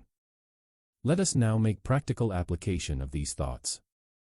We are living at this time in a period in which all the forms of thought seem breaking up, in which the religious life of the peoples is no longer what it was, in which dogma and doctrine of every kind come under criticism. Many of the old forms of scientific thought are likewise disintegrating, and the foundations of the old philosophies seem to be shaken. Our lot is cast in one of the most difficult periods of the world's history, a period which is characterized by the breakup of nations, the smashing of old relationships and ties, and the apparently imminent disruption of civilization. We need to encourage ourselves by remembering that all this is occurring just because the life within those forms is becoming so strong that it finds them a prison and a limitation, and we must recollect that this transition period is the time of the greatest promise that the world has ever seen. There is no room for pessimism and despair, but only for the profoundest optimism. Many today are upset and distraught because the foundations seem to be shaken, the carefully reared and deeply cherished structures of religious thought and belief, and of philosophical findings seem in danger of falling, yet our anxiety exists simply because we have been too much engrossed with the form, and too much occupied with our prison, and if disruption has set in, it is only in order that the life may build for itself new forms and thereby evolve. The work of the destroyer is as much the work of God as that of the constructor, and the great God of destruction has to smash and rend the forms in order that the work of the builder may become possible, and the spirit able more adequately to express itself. To many of us these ideas may seem novel, fantastic, and untenable. Yet even if they are only hypotheses, they may prove interesting and give us a possible clue to the mystery. We see civilizations disrupted, we see the religious fabrics tottering, we see philosophy successfully attacked, we see the foundations of material science shaken. Yet, after all, what are civilizations? What are the religions? What are the great races? Simply the forms through which the great threefold central life, who informs our planet, seeks to express himself. Just as we express ourselves through the medium of a physical, an emotional, and a mental nature, so he expresses himself through the totality of the kingdoms of nature, and through the nations, races, religions, sciences, and philosophies, in existence at this time. As his life pulsates through every department of his being, we, as cells and atoms within that greater manifestation, follow each transition, and are swept along from one stage to another.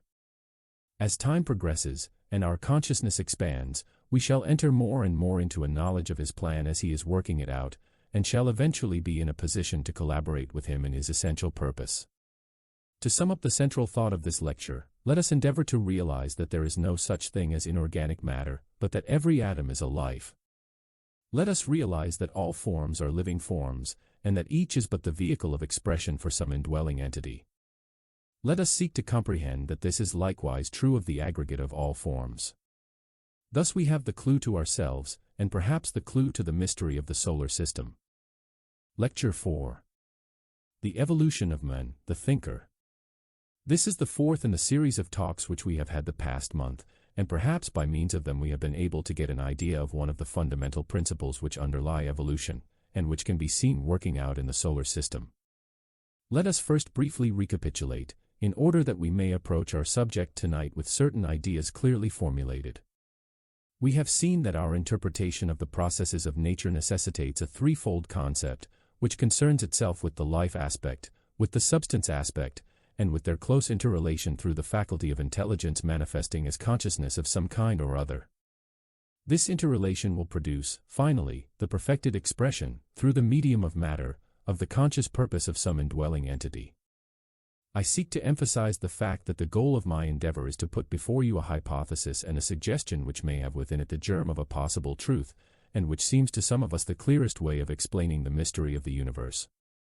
We have seen that the three parts of the one great whole are spirit, or life, manifesting through a second factor which we call substance or matter, and utilizing a third factor, which we call the intelligence. In the gradual synthesis of these three component aspects of deity can be seen the evolution of consciousness.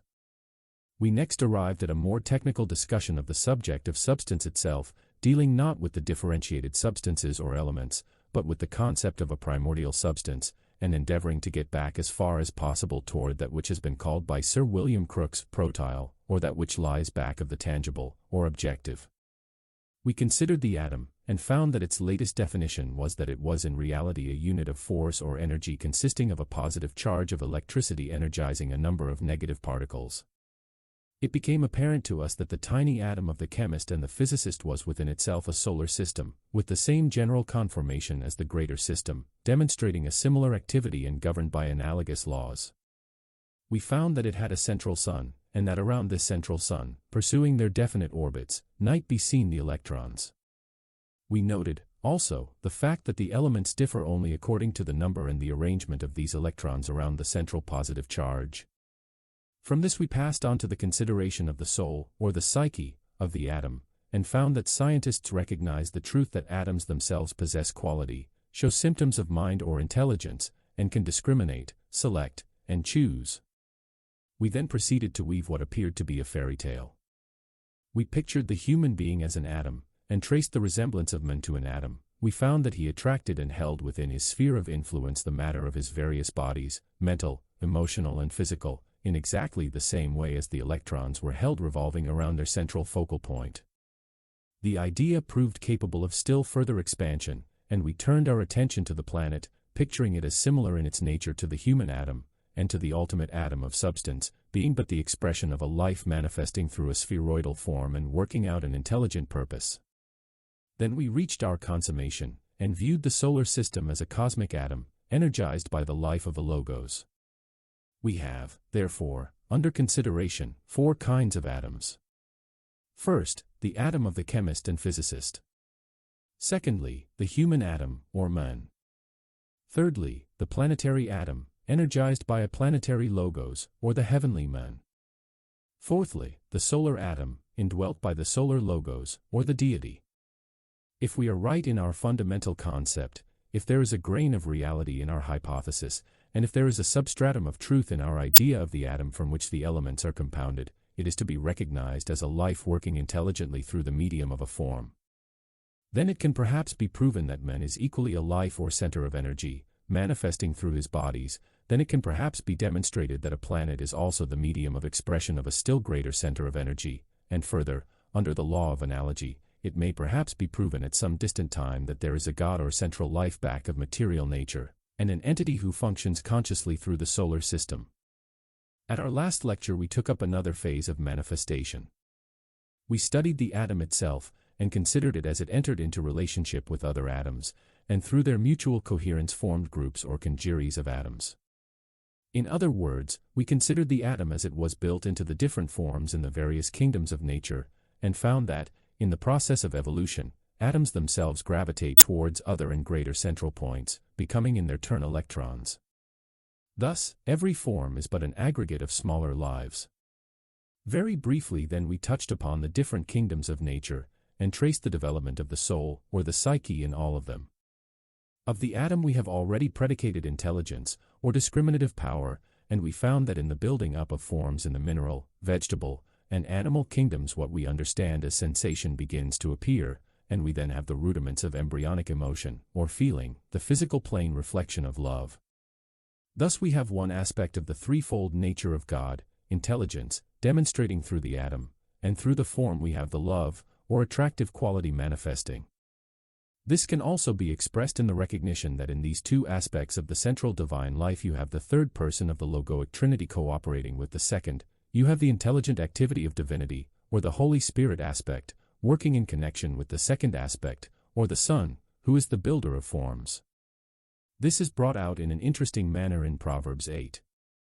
Where wisdom cries aloud, wisdom in the Old Testament representing the Christ aspect, and after pointing out that he was with God before ever there was creation, goes on to say that when he appointed the foundations of the earth, then I was by him as the master worker or builder.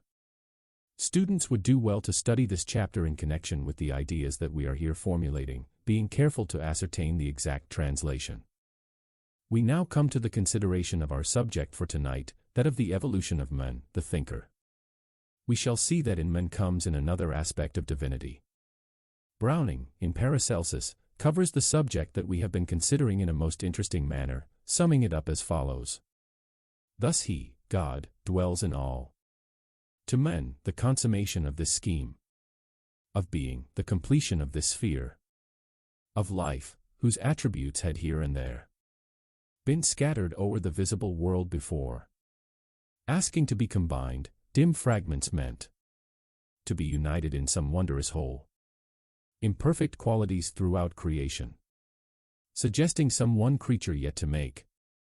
Some point where all those scattered rays should meet.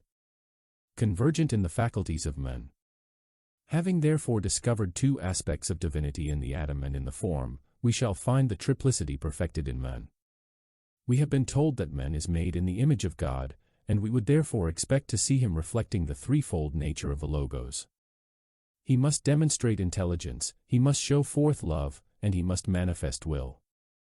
Let us consider some of the definitions of man as found in the dictionary and elsewhere. The definition found in the Standard Dictionary is a profoundly uninteresting one, and is as follows: man is an individual of the human race, and then follows a long list of suggestive derivations of the word man, running through every known tongue, and concluding with the statement that many of them are improbable. That derivation which ascribes the definition of man to the Sanskrit root man, the one who thinks, is to my mind the most satisfying. Mrs. Besant, in one of her books, gives an exceptionally clear definition as follows: man is that being in whom highest spirit and lowest matter are linked together by intelligence. Man is here pictured as the meeting place for all the three lines of evolution, spirit, matter, and linking intellect. He is shown to be the one who unifies the self, the not-self, and the relation between them, and he is seen to be the knower, that which is known, and knowledge. What is the purpose of the intellect, or of knowledge? Surely its purpose is to adapt the material form to the need and requirements of the indwelling spirit. Surely it is to enable the thinker within the body to utilize it intelligently, and for some definite purpose, and surely it exists in order that the central energizing unit may constructively control its negative aspect. We are all of us entities, ensouling a form, and through the intelligence endeavoring to utilize that form for a specific purpose which exists within the conscious will of the true self. In a very old occult book, so old that the date of it cannot be ascertained, can be found a definition of man which is very illuminating, and in line with the thought that we are seeking to develop tonight. Man is there defined as the life and the lives. We have seen that the atom is a life, manifesting by means of the little sphere of which it is the center. We have seen that all forms are an aggregate of lives, built up into the mineral, vegetable, and animal kingdoms. Now we can pass to the next stage on this great ladder of evolution, and we will then find that the human being is the logical sequence that grows out of all these earlier developments. First, the primordial stuff, essentially intelligent energy; next, atomic matter, in all its varying activity forming the elemental combination; then the form, the aggregate of these atoms, up to the dweller within the form, who is not only active intelligence, not only inherent attraction and love, but is also a purposeful will. This dweller within took possession of the form when it had reached a certain stage of preparedness, and when the component lives had reached a certain vibratory capacity. He is now utilizing it, and repeating, within his own sphere of influence, the work of the atom of matter, he demonstrates, nevertheless, not in one way, nor in two, but in three. In man, therefore, in deed and in truth, you have what the Christian would term the image of God. For, as must be apparent to all thinkers, the only way in which we can know God is through the study of his nature, or his psychic quality. We know that God is intelligence, we know that he is love, or the great attractive force of the solar system, and we know that he is the great will or purpose back of all manifestation. In every scripture in the world the deity is pictured under these three aspects, and manifests through nature in this triple manner. The evolution of substance is a thing of gradual growth. It is in time supplemented by the slow working out of the inner subjective quality of the life of God, and thus his essential nature is demonstrated. First, you have one aspect demonstrating, then another slowly appears, and finally the third can be seen, and you have the stupendous combination and consummation, the human being. He synthesizes and blends the three aspects, uniting them in himself. He is the totality of the divine attributes, though as yet they are largely embryonic, and he has to repeat within his cycle of evolution the identical processes that the atom itself has followed. Just as the atom pursues its own internal course, and just as it also has later to be drawn into and to merge and blend with other atoms in the formation of a group, so the human atom equally has to find his place within a greater form. Let us, therefore, consider for a little what is the method of the evolutionary process for a human being. We have seen that in him the three lines converge, and that he is a point of synthesis, with one aspect as yet predominant, that of the intelligence, with the second aspect of love-wisdom just beginning to make its presence felt, and with the highest aspect of spiritual will as yet purely embryonic. We have, nearly all of us, been brought up in the belief in what is called the fall of man. There are few these days who believe the story of the fall as it is given in the first chapter of Genesis, and we most of us credit it as having an allegorical interpretation. What is the occult truth underlying this curious story? Simply that the truth about the fall of the spirit into matter is conveyed by means of a picture to the infant mentality of man. The process of the converging of these lines is a twofold one. You have the descent into matter of the entity, of the central life, and the incarnation of spirit, and then you have the working up, out of matter, of that life or spirit, plus all that has been gained through the utilization of form. By experimenting with matter, by dwelling within the form, by the energizing of substance, by the going out of the Garden of Eden, the place where there is no scope for necessary development, and by the wandering of the prodigal son in the far country, you have the various stages which are pictured in the Christian Bible where man makes the discovery that he is not the form, but that he is the one who utilizes it.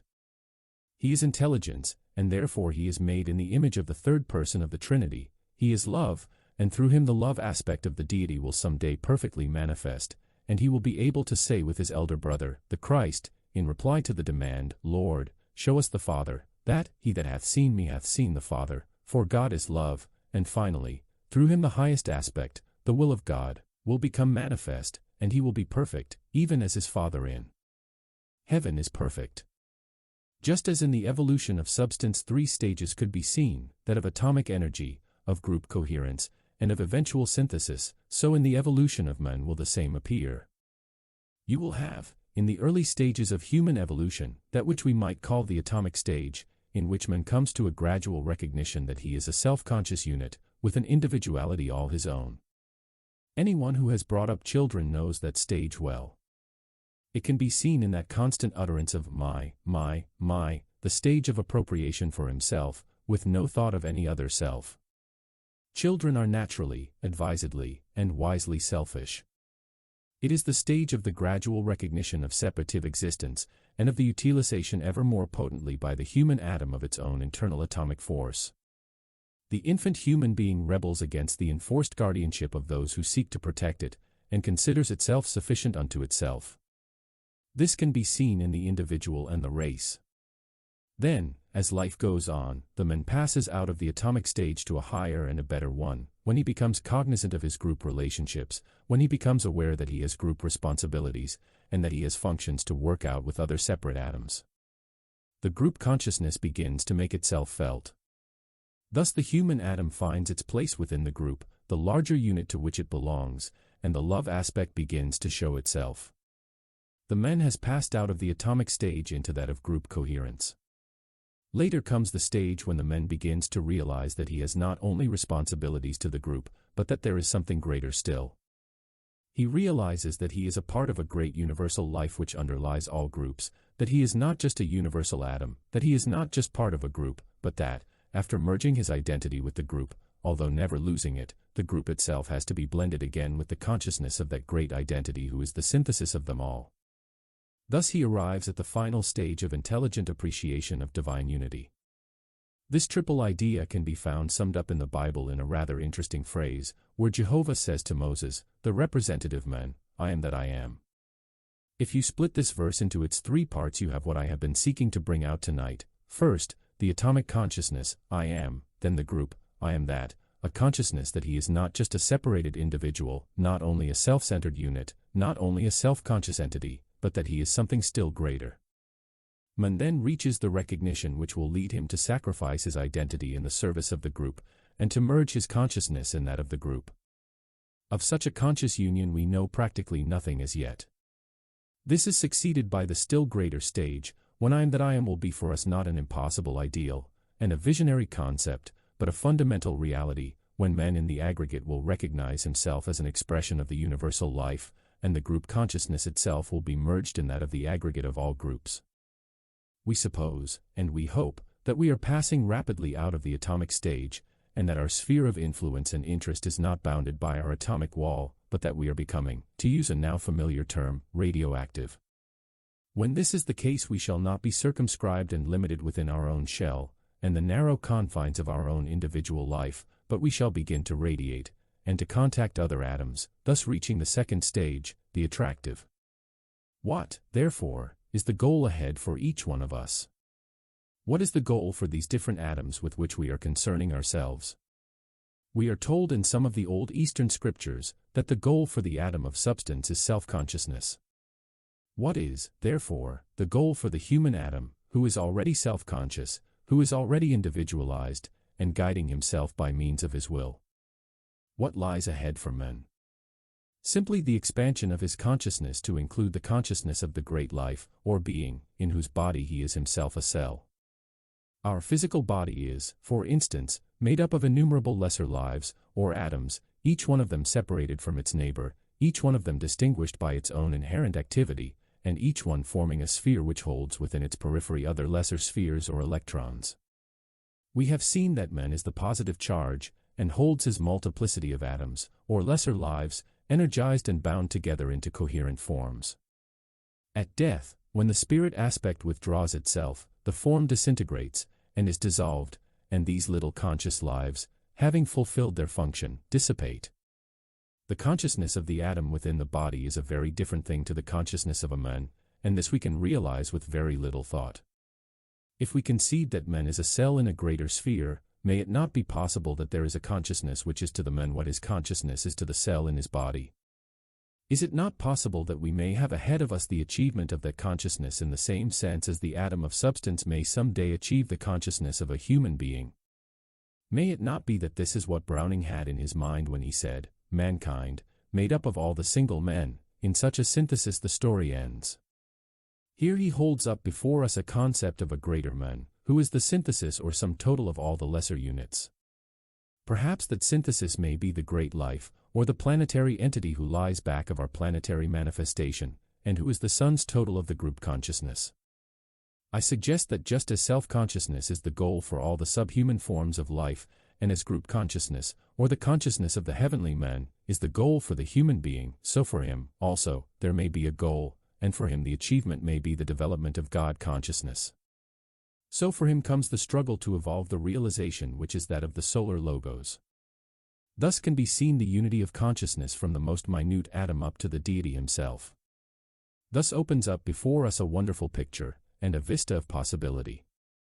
Thus may the life of God be seen in its essential triple manifestation, working out in an ever-expanding consciousness, demonstrating in the atom of substance, and expanding through the medium of form, until it finds one point of culmination in man, then proceeding on its course till it demonstrates as the planetary consciousness, which is the sum total of all the states of consciousness upon our planet, the Earth, until we arrive at the fundamental basic life, who holds all the planetary evolution synthesized within his greater sphere, the solar system.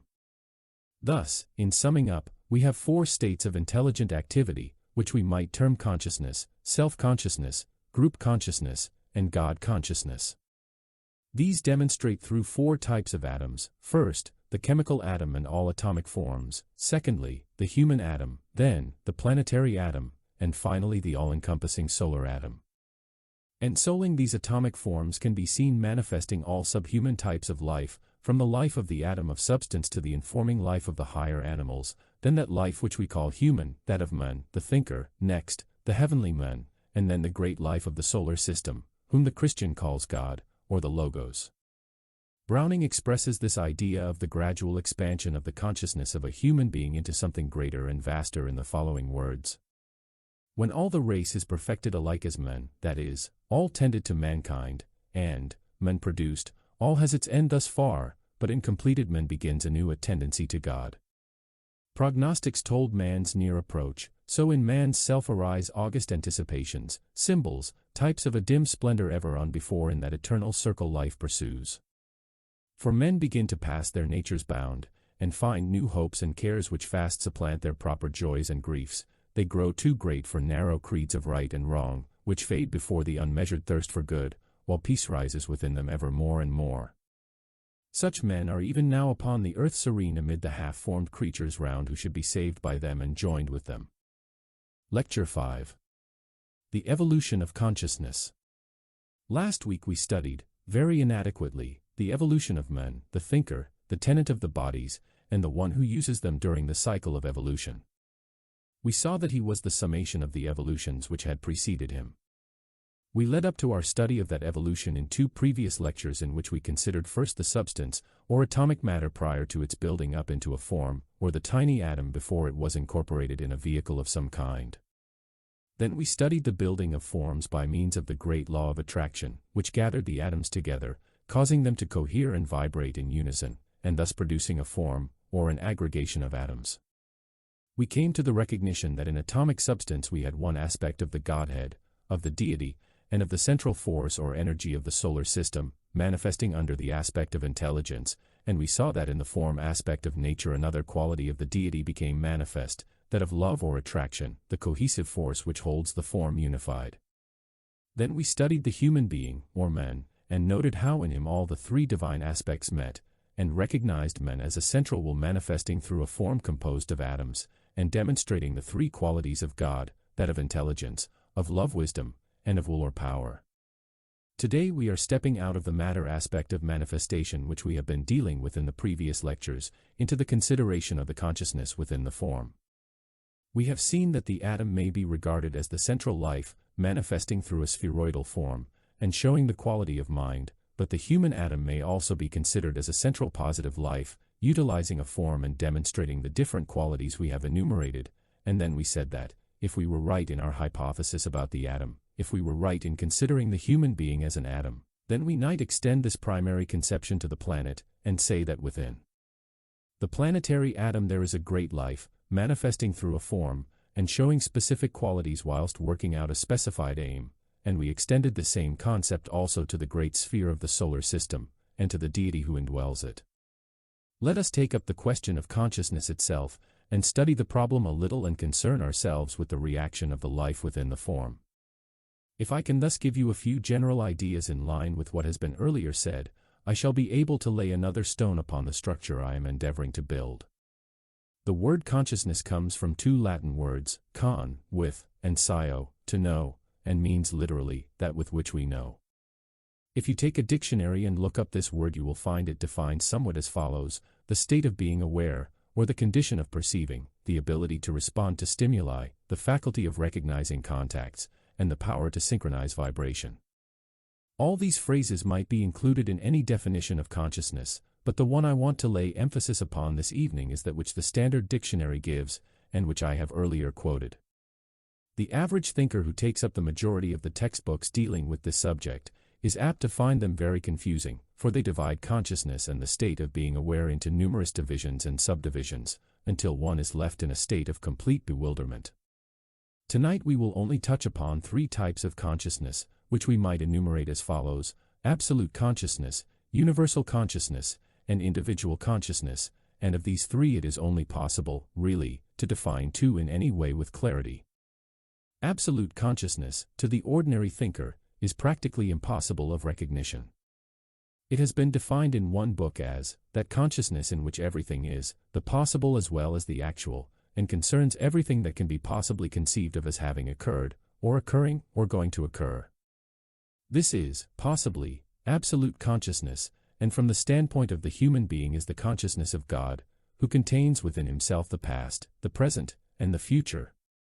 What, then, is universal consciousness? It might be defined as consciousness, thinking time and space, consciousness with the idea of location and succession involved within it, or, in reality, group consciousness, the group itself forming either a greater or a lesser unit. Finally, individual consciousness may be defined as just as much of the universal consciousness as a separated unit can contact and can conceive of for itself. Now, to understand these vague expressions, absolute, universal, and individual consciousness, it might be helpful if I endeavored somewhat to illustrate. It might be done as follows. In our earlier lectures we have seen that we must consider the atom in the human body as a little entity, a tiny, intelligent life, and a microscopic, active sphere. Now taking that little cell as our starting point we may get, by its means, some concept of what these three types of consciousness are, by viewing them from the standpoint of the atom and man. Individual consciousness to the tiny atom in a man's body would be its own vibratory life, its own internal activity, and all that specifically concerns itself.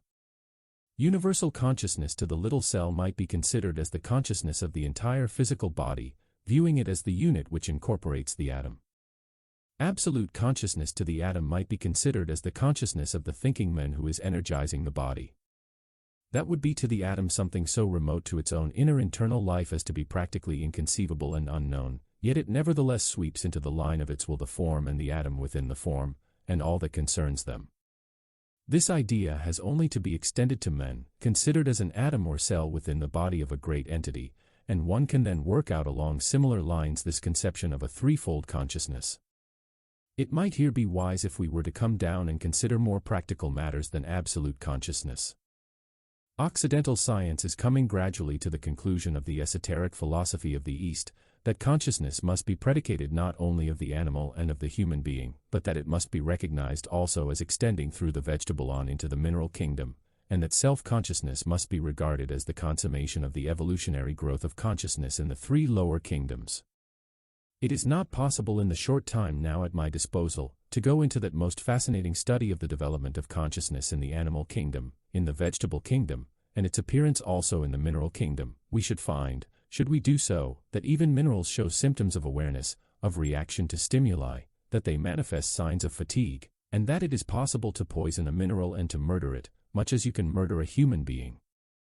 The fact that flowers have consciousness is being more readily recognized, and articles of very deep interest have been published on the consciousness of plants, opening up a very wide range of thought.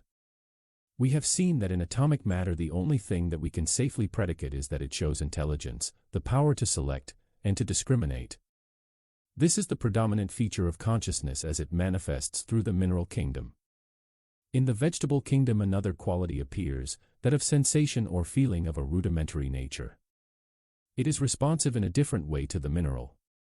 In the animal kingdom a third reaction appears. Not only is the animal showing signs of sensation in greatly increased degree to the similar response in the vegetable kingdom, but it also shows signs of intellect, or embryo mind. Instinct is a recognized faculty of all animal units, and the word comes from the same root as the word instigate. When the power to instigate begins within any animal form, it is a sign that an embryo mentality is beginning to manifest. In all these kingdoms you have different grades and types of consciousness showing themselves, whilst in man you have the first symptoms of self-consciousness, or the faculty in man whereby he becomes aware that he is a separated identity, that he is the indwelling impulse within the body, and the one who is in process of becoming aware by means of these bodies. This has been long taught in the East, and esoteric philosophy teaches that everything lives and is conscious, but that not all life and consciousness is similar to the human, and it also emphasizes the fact that vast intervals exist between the consciousness of the atom and of the flower, between that of a flower and a man, between that of a man and a God. As Browning has said, in man begins anew a tendency to God. He is not a God yet, but a God in the making. He is working out the image of God, and will someday produce it in perfection. He is the one who is seeking to demonstrate the subjective, divine, threefold life through the medium of the objective. The method of the evolutionary development of consciousness in a human being is but a repetition on a higher turn of the spiral, of the two stages which we noted in the evolution of the atom, that of atomic energy and of group coherence. In the world at present can be seen the human family at the atomic stage of manifestation, leading on to a goal not yet achieved, the group stage. If there is one thing apparent to all of us who are in any way interested in the faculty of awareness, and who are in the habit of noting that which passes around us, it is that of the different grades of mentality which we meet everywhere, and the different types of consciousness among men. We meet people who are alert, alive, aware of all that is going on, keenly conscious, responsive to thought currents of various kinds in human affairs, and conscious of contacts of every kind. Then we meet people who seem to be asleep. There is apparently so little that interests them, they seem utterly unaware of contact, they are yet in a stage of inertia, and are not capable of responding to much outer stimuli. They are not mentally alive. One notices it, also, in children. Some respond so quickly, while others we call stupid. It is not really that one is more or less essentially stupid than another, it is simply due to the inner stage of evolution of the child, to its more frequent incarnations, and the longer period that it has been occupied in becoming aware. Let us now take the two stages, the atomic and the form stage, and see how the consciousness of the human being develops, bearing ever in mind that in the human atom is stored up all that has been gained in the earlier stages in the three lower kingdoms of nature. Man is the gainer by that vast evolutionary process which lies behind him. He starts with all that has been gained therein latent within him. He is self-conscious, and has before him a definite goal, the attainment of group consciousness. For the atom of substance the goal had been the attainment of self-consciousness. For the human being the goal is a greater consciousness, and a wider range of awareness. The atomic stage which we are now considering is, for us, a peculiarly interesting one, because it is the stage in which the majority of the human family find themselves. In it we pass through the period, a most necessary one, of self-centeredness, that cycle in which the man is principally concerned with his own affairs, with that which primarily interests him, and lives his own intense, internal, vibratory life.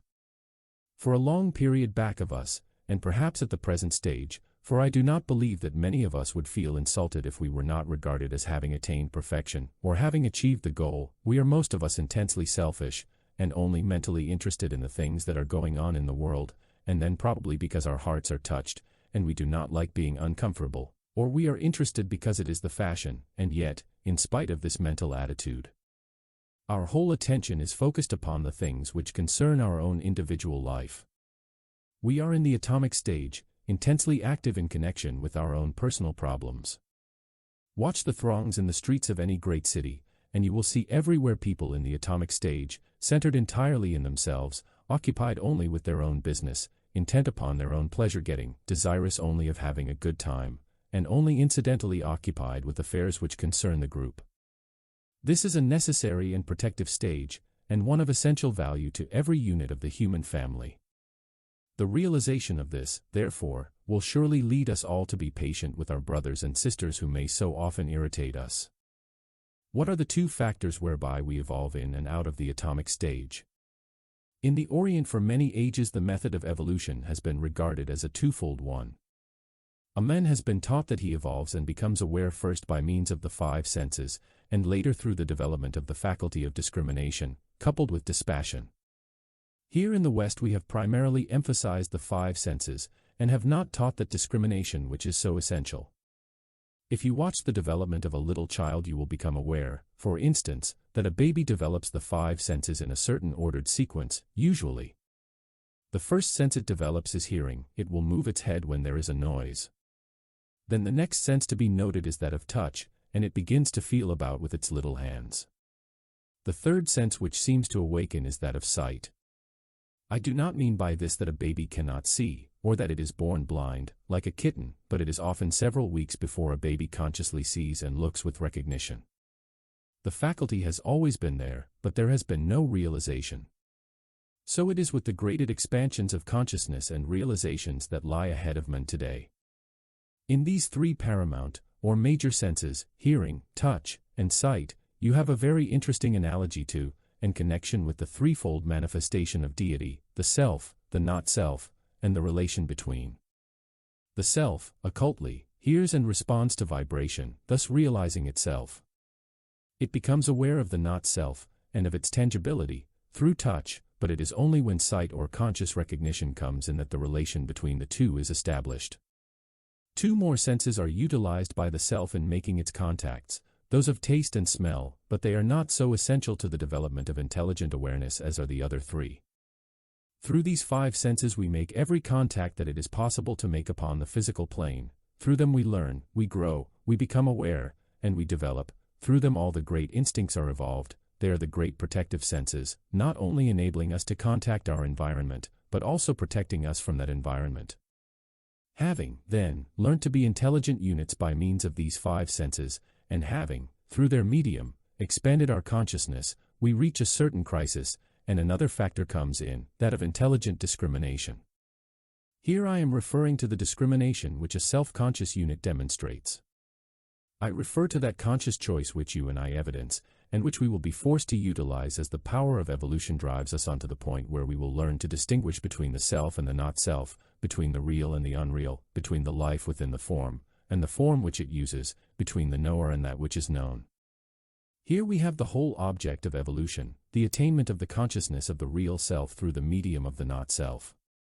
We pass through a long period or cycle of many lives, wherein we identify ourselves with the form, and are so one with the not-self that we recognize no difference, being entirely occupied with the things which are transient and impermanent.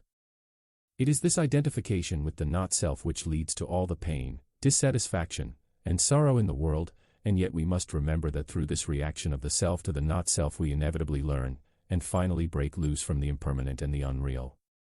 This cycle of identification with the unreal parallels the stage of individual consciousness.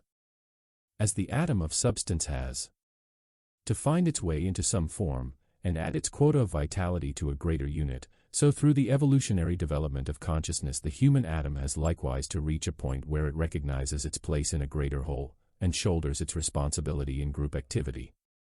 This is the stage which a great number of the human family are now approaching.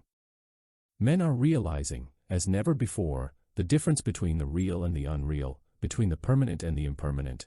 Through pain and suffering they are awakening to the recognition that the not-self suffices not, and they are searching without and also within, for that which will more adequately meet their needs. Men are seeking to understand themselves, to find the kingdom of God within themselves, and through mental science, new thought, and the study of psychology they will arrive at certain realizations which will prove invaluable to the human race. The indication is therefore to be found that the form stage is rapidly approaching, and that men are passing out of the atomic period into something infinitely better and greater. Man is beginning to sense the vibration of that greater life within whose body he is but as an atom, and he is commencing, in a small way, to make a conscious response to that greater call, and to find possible channels whereby he can understand that greater life which he senses, but as yet does not know. If he persists in this, he will find the group to which he belongs, and will then change his center. No longer will he be limited by his own little atomic wall, but he will pass beyond it, and become, in his turn, a conscious, active, intelligent part of the greater whole. And how is this change brought about? The atomic stage was developed by means of the five senses, and through the utilization of the faculty of discrimination. The stage at which a man awakens to group realization, and becomes a conscious participant in the activities of the group, is brought about in two ways, through meditation, and through a series of initiations. Now when I use the word meditation, I do not mean what is perhaps usually understood by that word, a negative, receptive, state of mind, or a state of trance. There is much misconception these days as to what meditation really is, and there is a great deal of so-called meditation which has been truly described by a person not so long ago, as, I shut my eyes, and open my mouth, and wait for something to happen.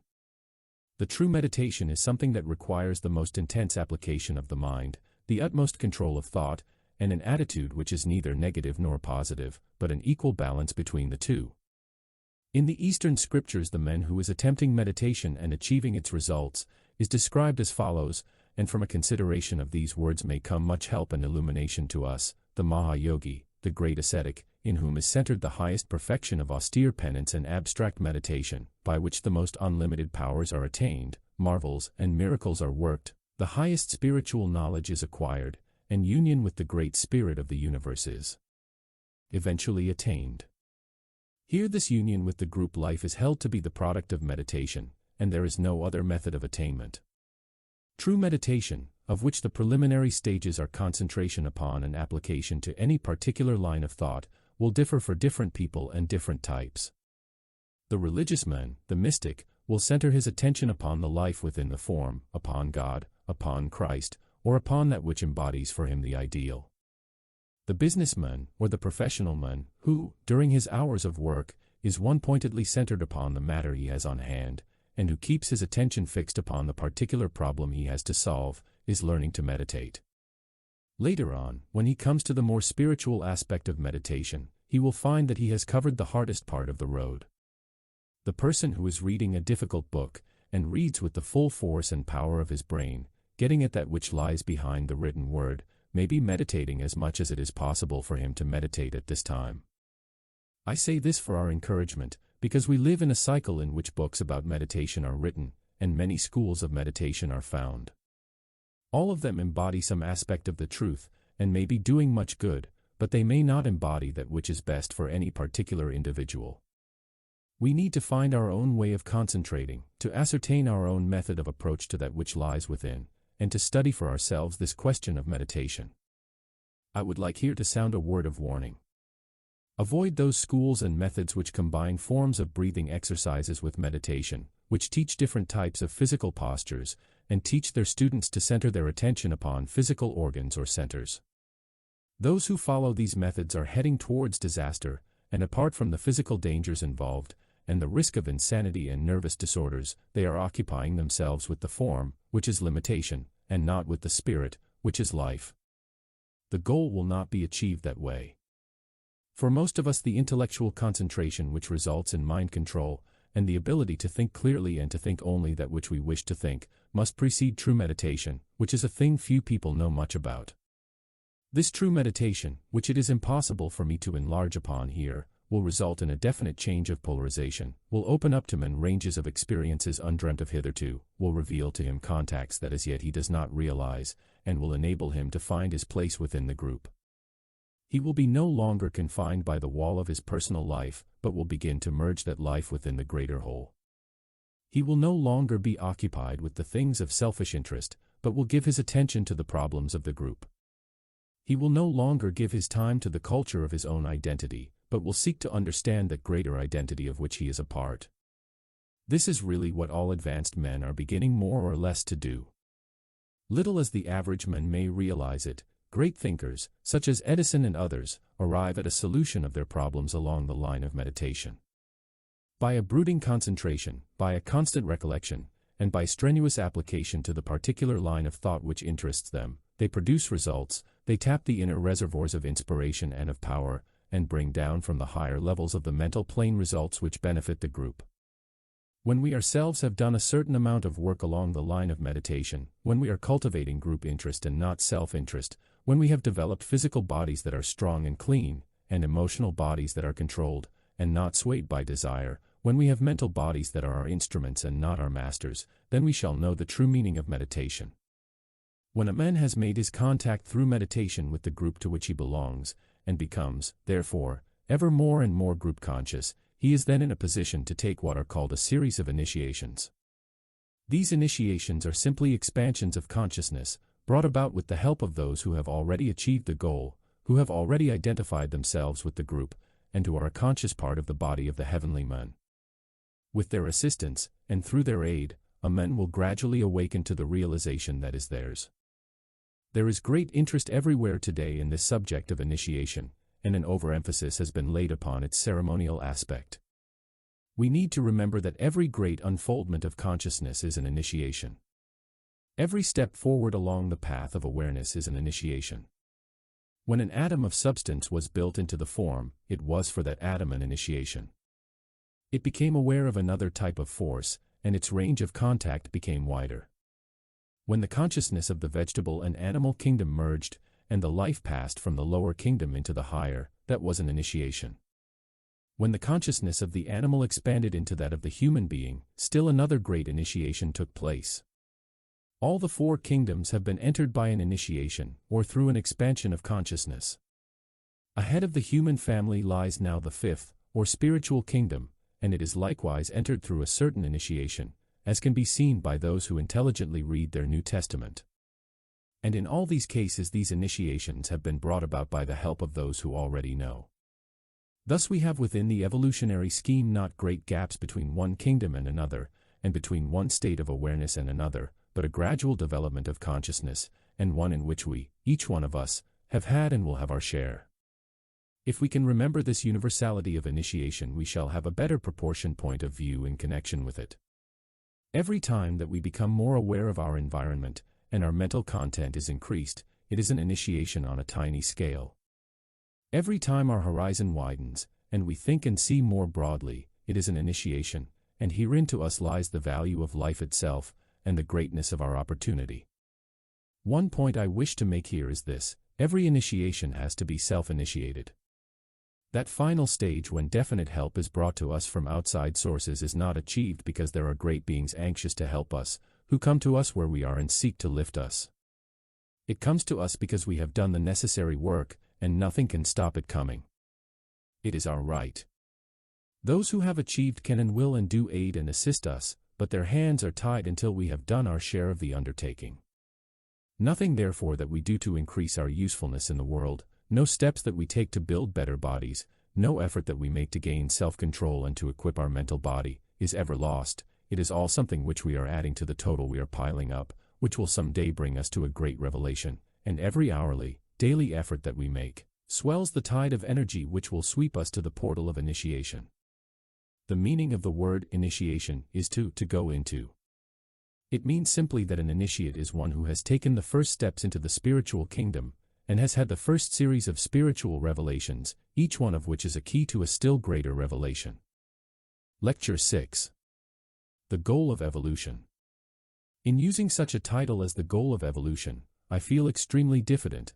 I realize that the only thing I can possibly attempt is to put certain suppositions before you, drawing upon my imagination. Naturally, it is not possible for finite mind to accurately gauge the plan of the deity. All that we can do is to study the history of the past, to investigate present conditions, and to ascertain somewhat racial and natural tendencies, and thus follow, as logically as may be, the various steps and stages. All that is permissible for us is to start from the solid basis of acquired facts and knowledge, then put them all together, and from their aggregate form an hypothesis as to what may be the possible goal. Beyond that it is impossible to go. In our talks upon evolution, as I mentioned in the first lecture, we have been dealing somewhat with suppositions, and concerning ourselves with possibilities. Certain things we do know, and certain truths have been ascertained, yet even the facts of science, for instance, such as were so much spoken of and insisted upon 40 years ago, are no longer regarded as facts, and are not used or promulgated as drastically and as emphatically as they were. Science itself is finding every year that its knowledge is very relative. The more a man grasps and knows, the greater is the horizon which opens up before him. Scientists are now venturing into what are the subtler planes of matter, and therefore into the realms of the unproven, and we should remember that, up till the present, science has refused to admit their existence. We are passing beyond the sphere of what has been called solid matter, into such realms as are inferred when we speak about centers of energy, negative and positive force, and electrical phenomena, and the emphasis is being laid more and more upon quality rather than upon what has been called substance. The further we look ahead, the wider our speculations become, and the more we attempt to account for telepathic, psychic, and other phenomena, the more we shall trespass into the realm of what is now the subjective and the subconscious, and the more we shall be forced to express ourselves in terms of quality or of energy. If we succeed at all in accounting for that which is unusual, for that which is as yet inexplicable to us, and in ascertaining the reality of the occult, we shall bring about a condition which might almost be called paradoxical. We shall gradually make the subjective the objective. Let us again briefly sum up the substance of the talks we have had during the past few weeks, and thus start with our ideas clarified. We dealt first with the atom of substance, and found that that atom was a center of force, that it was of electrical origin, being the conjunction of a form of negative and positive energy, and that it showed psychic quality, we found it demonstrating selective capacity and discrimination. We then saw how the atom was gradually built up into differing forms, that these forms were distinguished by another quality to that of the atom, which we called attraction, response to sensation, and in reality a recognition of duality. In these two, the atom, and the form composed of atoms, we had two of the aspects of the Godhead manifested. We saw that the active intelligence, or the mind aspect of deity, shows itself as the discriminating faculty, and that the second aspect shows itself as that cohesive attractive power which holds the form together. Next we found that man is the summation of the two previous developments of the divine life, combining atomic substance into form, whilst manifesting a third factor, that of intelligent purpose or will. That central will is the real man, the spiritual entity, who uses the form for purposes of his own. Man therefore embodies all the three aspects of the Godhead, and is verily and in truth made in the image of God. He is a synthesis. The life of the third person in the Godhead, showing as intelligence, animates the substance of his bodies. The life of the second aspect, revealing that God is attractive love, is the force which builds up the atoms into the forms which he occupies, whilst he in essence is the will or spirit aspect. In him, therefore, pulsates the life of God the Father, God the Son, and God the Holy Spirit. Having traced the different lines of evolution until they meet in men, we proceeded to weave romances and to expand our ideas into something greater. We considered the sphere of the planet, and we said that it might perhaps be a logical hypothesis to posit that within that great atom, a planet, there might be, animating it and working through it, a life that is expressing itself in and through and by that planet. From the planet we leapt to the solar system, and we saw that, if it were logical to deduce such facts concerning the planet, it might be equally logical to say that the solar system is a cosmic atom, a vast spheroidal form, animated by a central life, which is working out, by means of that form, an ultimate purpose. Having therefore dealt with the atom of substance, with the human atom, with the planetary atom, and with the cosmic atom, we left the discussion of the objective side of manifestation, and our speculations as to the nature of that which indwelt the form, and proceeded in our lecture last week to take up the subject of consciousness, of the evolution of the life within the form, and of the contacts made by means of it. We said that for each of these atoms there was a specific goal, that for the atom of substance there was the goal of self-consciousness, that all forms are conscious, but that all forms are not self-conscious, and that between man and the animal there was a profound distinction marking the difference between consciousness, and that self-consciousness which becomes possible when the spirit or will aspect of divinity indwells the form. For men there is a still greater consciousness or realization to be achieved, which we call group consciousness. Logically, then, we had to predicate for the planetary deity of our earth a further stage of unfoldment which we called God consciousness, or the realization of that life which informs the entire sphere of the solar system, which is the goal for the planetary spirit. Finally, we saw that there may be a still vaster stage of realization to be compassed by the solar logos, functioning through his solar system along some cosmic line inconceivable to us. The subject that I am going to consider now is one that affects us very closely, namely, the attainment by men of that group consciousness which is his goal, and the expansions of his little consciousness until it measures up to that greater one which enfolds it. You will remember that in trying to explain the difference between self-consciousness, group consciousness, and God consciousness, I illustrated it by pointing out that in the little atom of substance in the physical body, that tiny centralized life which goes to the constitution of the human form, we had a correspondence to the self-consciousness of the human being, that the life of the physical body, considering it in every one of its departments as a whole, is to that little self-contained cell what group consciousness is to us, and that the consciousness of the real man, the informing entity within the body, is to that atom what God consciousness is to us, as inexplicable and as far removed. If we can extend this concept of the atom in our body and its relation to man, the thinker, to the human atom, regarding it as a unit within a still greater body, we may get an understanding of the radical difference between these three rays of consciousness. There is a very interesting analogy between the evolution of the atom and of man, and I presume therefore of the planetary deity and the solar logos, in the two methods of unfoldment that are followed. We have seen that the atom has its own atomic life, and that every atom of substance in the solar system is likewise a little system in itself, having a positive center, or central sun, with the electrons, or the negative aspect, revolving in their orbits around it. Such is the internal life of the atom, its self-centered aspect. We noted too that the atom is now being studied along a newer line, that of radioactivity, and it is becoming apparent that in many cases there is an active radiation going on. Just where this discovery is going to lead it is impossible yet to tell, for the study of radioactive substances is as yet in its infancy, and little is actually known. Much of the earlier teaching of physical science has been revolutionized by the discovery of radium, and the more scientists find out, the more it becomes apparent, as they themselves realize, that we are standing on the threshold of very great discoveries, and are on the eve of profound revelations. In the human being, as he evolves and develops, these two stages can equally be seen. There is the early, or atomic stage, in which a man's whole center of interest lies within himself, within his own sphere, where self-centeredness is the law of his being, a necessary protective stage of evolution. He is purely selfish, and concerned primarily with his own affairs. This is succeeded by a later stage, in which a man's consciousness begins to expand, his interests begin to lie outside his own particular sphere, and the period arrives in which he is feeling for the group to which he belongs. This stage might be viewed as corresponding to that of radioactivity. He is now not only a self-centered life, but he is also beginning to have a definite effect upon his surroundings. He is turning his attention from his own personal selfish life, and is seeking his greater center. From being simply an atom he is, in his turn, becoming an electron, and coming under the influence of the great central life which holds him within the sphere of its influence. If this is so, we shall have analogous stages transpiring within the life of the planetary deity, and this perhaps would account for various vicissitudes and happenings upon the planet. Often we consider the affairs of the world as due to human activity.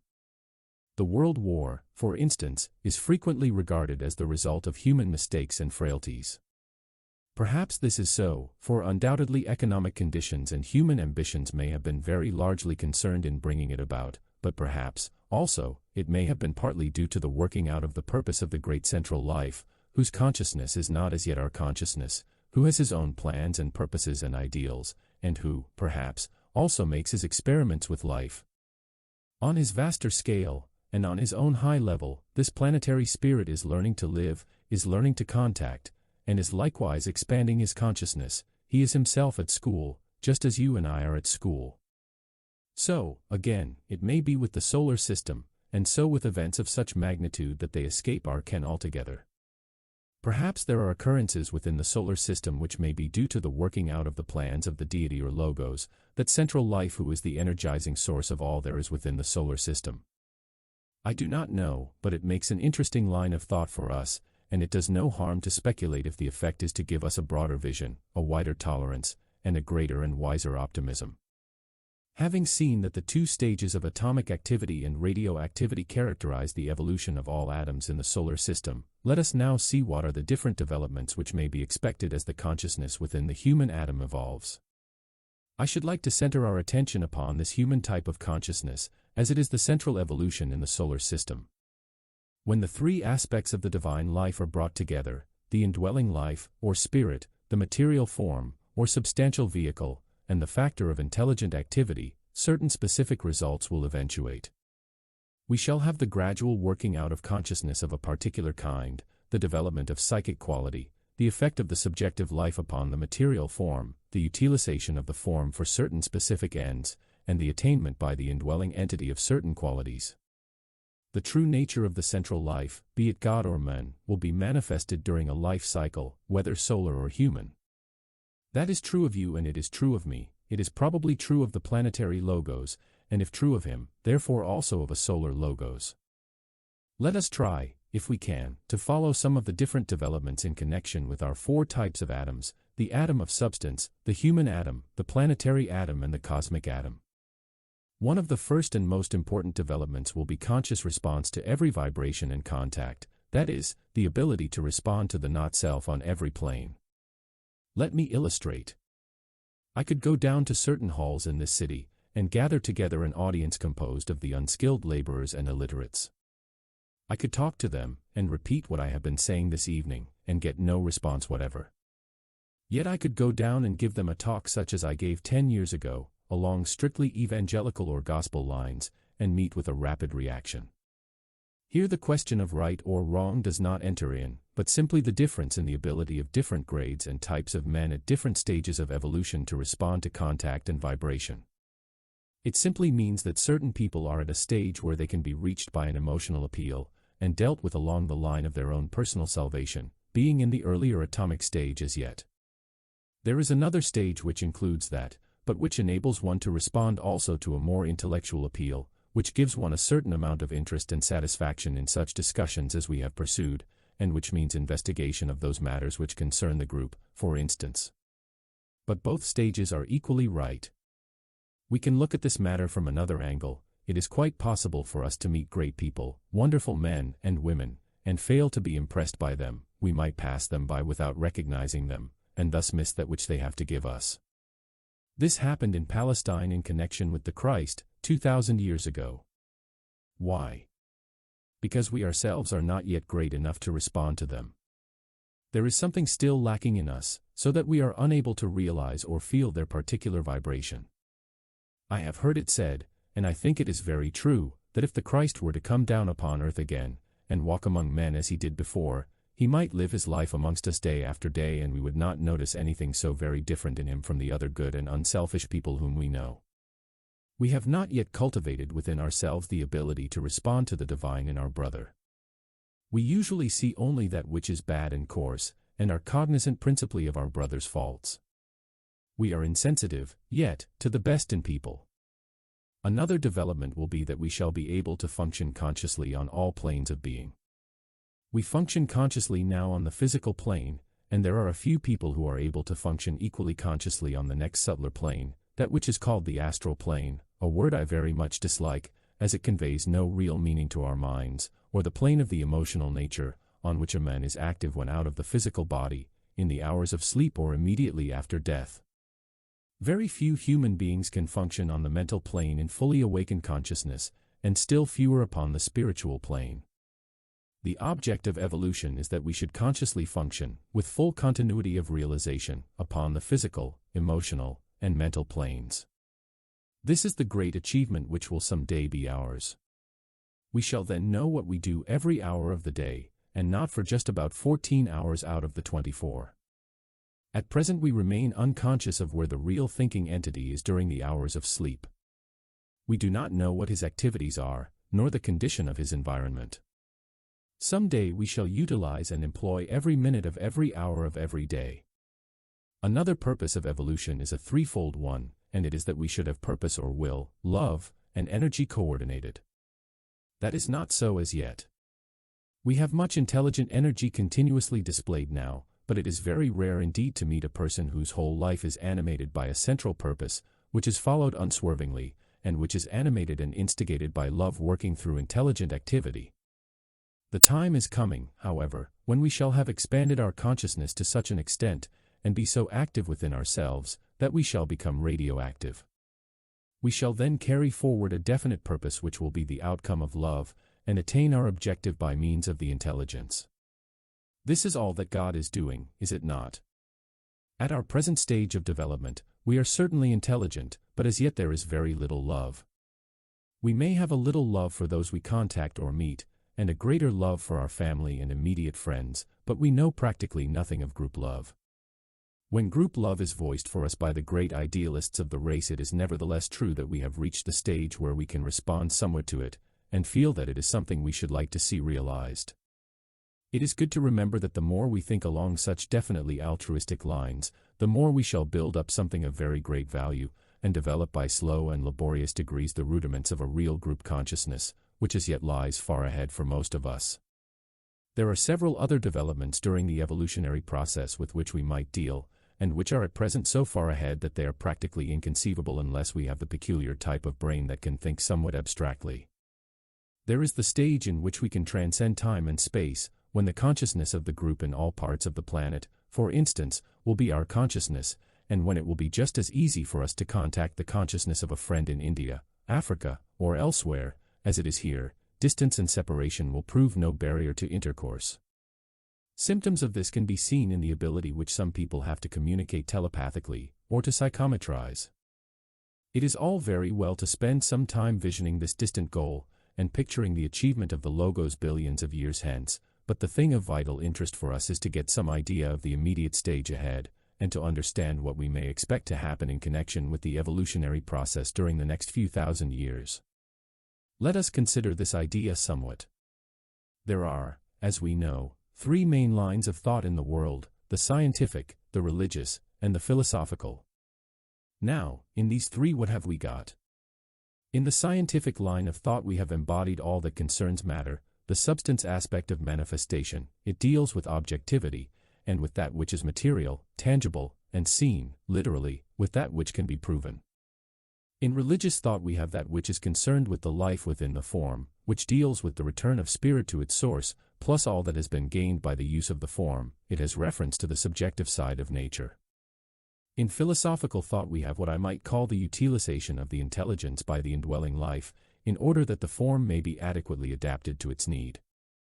Let us consider in this connection certain developments which may be looked for in the immediate future, remembering that all that I say is only intended to be suggestive, and that I speak in no dogmatic spirit.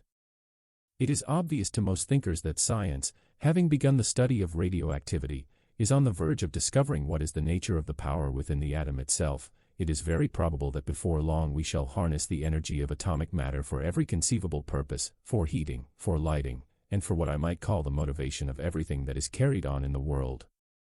That force, as some of us know, was nearly discovered in the United States 50 years ago by a man called Keeley, but he was not allowed to give it out to the world because of the danger thereby involved.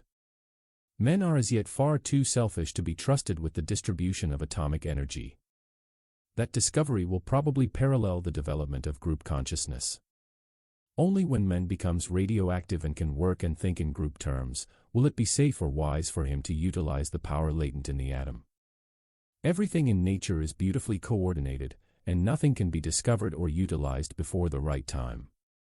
Only as man becomes unselfish will this tremendous power be permitted to pass into his hands. Nevertheless, we can, I believe, look to science to make tremendous strides in the comprehension of atomic energy. Then, paralleling the evolution of the human being again, we can look for men to dominate the air. There is a great vibratory sphere, or plane, in the solar system, called in some occult books the intuitional plane. It is called in the Eastern literature the Buddhic plane, and its symbol is the air. Just as man is beginning to find his way through the development of the intuition onto that plane now, so science is beginning to discover how to dominate the air, and as the intuition in man develops and grows, so will his control of the air be developed and grow. Another thing we can look for, and it is already being recognized somewhat, is the development of the ability to see in subtler matter. Everywhere there are children being born who see more than you or I can. I am here referring to something that is based purely on material grounds, and concerns the physical eye. I refer to etheric vision, which is seeing in the finer matter of the physical plane, or in that which is called the ethers. Much interesting work has been done along this line by students and scientists in California. Dr. Frederick Finch Strong has been working along this line in a valuable way, and teaching that the physical eye is capable of seeing etherically, and that etheric vision is the normal function of the eye. What will the development of this faculty mean? It will mean that science will have definitely to readjust its point of view as to the subtler planes. If there come within the range of vision of the normal man or woman within the next 100 years certain aspects and forms of life that have been regarded hitherto as imaginary, we have broken once and for all that rank materialism which has distinguished us for so long, and if that which is now invisible is recognized along any particular line, who shall say how far forward it will be possible for us to go as time progresses? Again, the whole trend of evolution is toward synthesis. As we go down into matter, as we tend toward materialization, we shall have heterogeneity. As we work back towards spirit, we shall tend towards unity, so that in the religious world we can look for unity to make its appearance. There is, even now, a much greater spirit of tolerance abroad than was the case 50 years ago, but the time is rapidly approaching when the great fundamental unity that underlies all the different religions, and the fact that each faith is a necessary part of one great whole, will be recognized by men everywhere, and through this recognition, we shall have the simplification of religion. We shall have the great central facts emphasized and utilized, and the small and petty differences of organization, and of explanation, overlooked. Again, we can look for a very interesting happening in connection with the human family to take place, for the moment that group consciousness becomes, on a large scale, the conscious objective of man, what will occur? You will have man putting his foot upon what is called in the religious world, the path. You will have him definitely taking himself in hand, endeavoring to live the life of the spirit, refusing any longer to live a self-centered atomic life. You will have him searching for his place within the greater whole, finding it by means of definite self-initiated endeavor, and then unifying himself with that group. This is all that is really meant by the teaching given about the path in the Protestant, Catholic, and Buddhist churches. They all teach the treading of this path, calling it by different names, such as the Way, the Noble Eightfold Path, the Path of Illumination, or the Path of Holiness. Yet it is the one path, that which shineth ever more and more unto the perfect day. We can look, too, for the development of the power to think abstractly, and for the awakening of the intuition.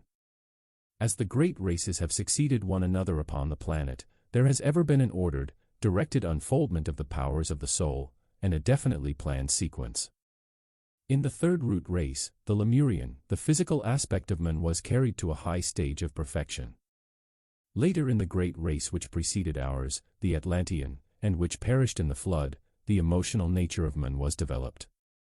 Then in the race to which we belong, the Aryan, or fifth race, the development of the concrete, or lower mind, is the goal, and this we are developing each decade. A few are also beginning to develop the power to think in abstract terms. When this is the case, we shall see more of that peculiar, interesting capacity which some people evince, and which we call the ability to be inspired. I am not here speaking of mediumship, nor do I mean mediumistic ability. There is nothing more dangerous than that which is usually meant by the term of medium. The average medium is a man of a negative, or receptive nature, and usually so loosely coordinated in his threefold nature that an extraneous force or entity can use his brain, his hand, or his body. It is quite a common phenomenon. Automatic writing, Ouija boards, and spiritualistic seances of a low order are rampant these days, and are driving thousands into insanity, or into nervous disorders. But there is something of which mediumship is simply a distortion, and this something is inspiration. To be capable of being inspired means that a human being has reached a stage in his evolution where he is consciously and positively under the control of his own higher self, the God within. That inner ruler, the real self, can, by definite contact, control his physical brain, and enable the man to make decisions, and to understand the truth, apart from the reasoning faculty altogether. This inner God can enable the man to speak, to write, and to pass on the truth without the use of the lower mind. Truth lies within ourselves. When we can contact our own inner God, all truth will be revealed to us. We shall be knowers. But this is a positive, not a negative thing, and means the putting of oneself in direct conscious alignment with one's ego, or higher self, and not the throwing open of one's personality to any passing entity or spook. This can be seen occurring now, occasionally, but it is not very often that the average man comes in contact with his higher self. Only in our moments of highest endeavor, only at the great crises of our lives, and only as the result of long discipline and strenuous meditation does this occur. But some day we shall govern our entire lives, not from the personal, selfish point of view, but from the point of view of the God within, who is a direct revelation of spirit on the highest plane. The final thing I seek to bring out tonight is that the goal for each one of us is the development of the powers of the soul, or of the psyche. This means that you and I are going to be psychics. But I am not using this word psychic as it is usually understood, nor in its everyday connotation.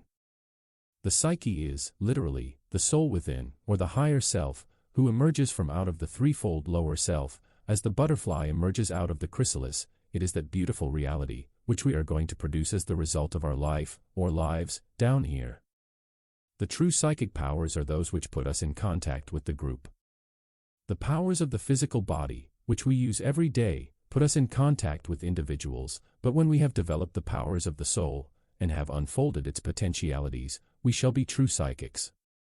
Now what are those powers? All I can do tonight is to enumerate a few out of the many. One is the conscious control of matter. The majority of us control our physical bodies consciously, making them carry out our behests upon the physical plane. Some of us control our emotions consciously, but very few of us can control the mind. Most of us are controlled by our desires and by our thoughts. But the time is coming when we shall consciously control our threefold lower nature. Time will then not exist for us at all. We shall have that continuity of consciousness upon the three planes of being, physical, emotional, and mental, which will enable us to live as does the Logos, in that very metaphysical abstraction, the eternal now. Another power of the soul is psychometry. Now what is psychometry? It might be defined as the ability to take a tangible something, belonging perhaps to an individual, and through the medium of that, to put oneself en rapport with that individual, or with a group of individuals. Psychometry is the law of association of ideas applied to the vibratory quality of force for the purpose of obtaining information. Again, the race will become clairaudient and clairvoyant, which means the capacity to hear and see as clearly and accurately upon the subtler planes as we do upon the physical. It will involve the ability to hear and see all that concerns the group, that is, to hear and see in the fourth and fifth dimensions. I am not enough of a mathematician to attempt to explain these dimensions, and am apt myself to get very confused when considering them, but an illustration that was given me may make the whole thing somewhat clearer. A young Swedish thinker explained it to me thus. The fourth dimension is the ability to see through and around a thing. The fifth dimension is the ability, for instance, to take an eye, and by means of that eye to put oneself en rapport with all other eyes in the solar system. To see in the sixth dimension might be defined as the power to take a pebble off the beach, and by means of it to put oneself in accord with the entire planet. Now in the fifth dimension, where you took the eye, you were limited to a particular line of manifestation, but in the case of the sixth dimension, where you took a pebble, you were put in touch with the entire planet. This is something very far ahead of us, but it is interesting to speak about, and holds a promise for each and all. There is not time to deal with the other powers, nor can I enumerate what they all may be. Healing by touch will be amongst them. The manipulation of the magnetic fluids, and conscious creation by means of color and sound, are others. All that really concerns us at this time is that we should consciously take ourselves in hand, seek to come ever more and more under the control of the inner ruler, endeavor to become radioactive, and to develop group consciousness. Lecture 7. Cosmic Evolution. It might well be considered ridiculous for anyone to undertake to give a lecture on cosmic evolution, because, of course, it is a subject which neither I nor any other mortal knows anything about, and consequently we are utterly unable to express ourselves upon it. Nevertheless, there are certain deductions we can make under the law of analogy which may lead us to very interesting realms of thought. We have for several weeks been considering the evolution of the atom from stage to stage, until we included the entire solar system under the term atom.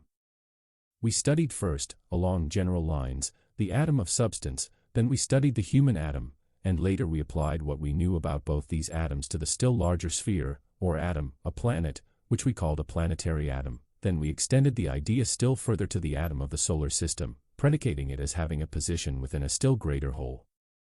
We studied three methods of evolution, or development, in connection with this subject. We considered the aspects which were evolved by means of these atoms, their qualities, or psychic nature, and we saw how in the atom of substance the only psychic quality we could postulate about it was the quality of intelligence.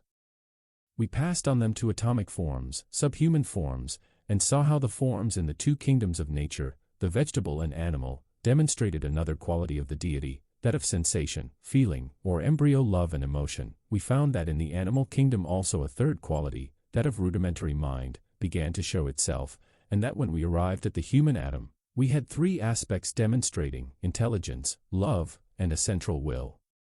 We extended this concept to the planet and to the solar system, and found that, working out through the form of the solar system, we had a great intelligence or mind, that the object of his utilization of form was the demonstration of another quality, love or wisdom, the whole being energized by a great central will.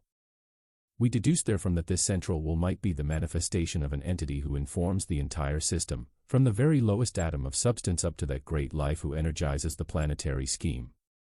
Having laid down these fundamentals, we passed on to the consideration of the evolution of the conscious life within the atomic form, finding that a higher type of consciousness is consistently evolved by each atom, that the human consciousness is distinguished from all other lower forms in that it is self-conscious, that man is an intelligent will, consciously performing every action, becoming aware of his surroundings, and working out a definite line of activity with a specific objective in view. the self-consciousness of man leads on again to something wider still, to the consciousness of the great planetary spirit, which may perhaps be best expressed in the term group consciousness. As evolution proceeds, man will pass from the stage of self-consciousness in which you and I now are, to a realization of what is meant by group consciousness, something as yet practically unknown, except as some beautiful ideal, and a dream which may, at some distant time, materialize. Group consciousness, again, will logically lead on to that which we, for lack of a better term, might call God consciousness, though I deprecate the use of the word God because of the many quarrels it causes in the world between the different thinkers of the human family. These differences are founded largely upon differences in phraseology, upon the terms used to express fundamental ideas, and upon varying methods of organization. When the scientist, for instance, speaks of force, or energy, and the Christian speaks of God, and the Hindu uses terms analogous to the I am that I am, or the self, they are all speaking of one and the same great life, but have lost much time in endeavoring to prove each other wrong, and to demonstrate the accuracy of their own interpretation.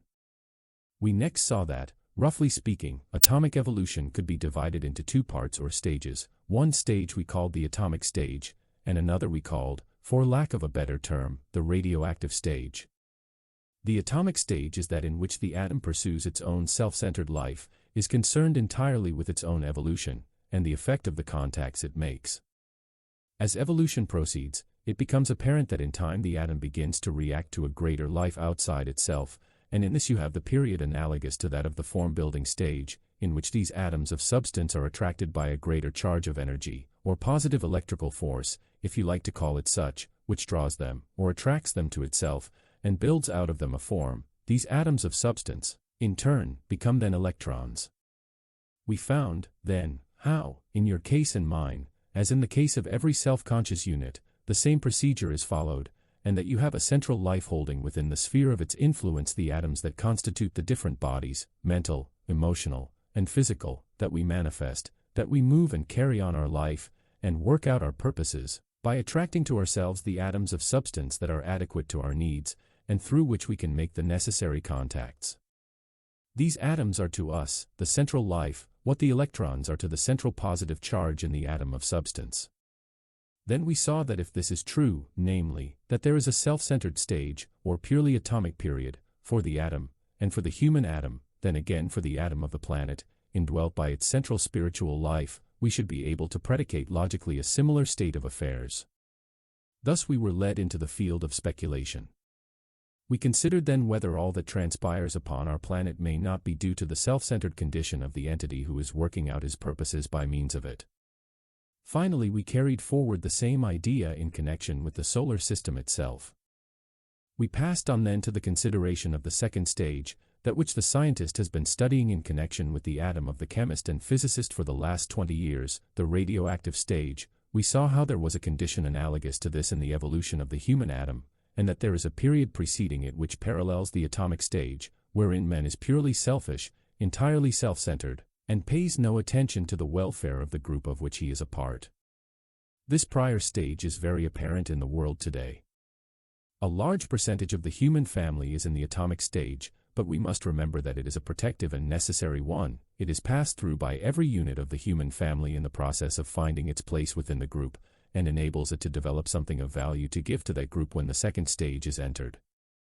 In the world today there are also units of the human family who are passing into the second stage. They are becoming radioactive and magnetic, they influence other forms and are becoming group conscious. They are passing out of the I am stage into the I am that realization. The life and purpose of the great entity of whose body they are a part is beginning to be cognized by them. They are becoming aware of the purpose back of the life of the planetary spirit who is the subjective impulse lying behind objective manifestation upon our earth.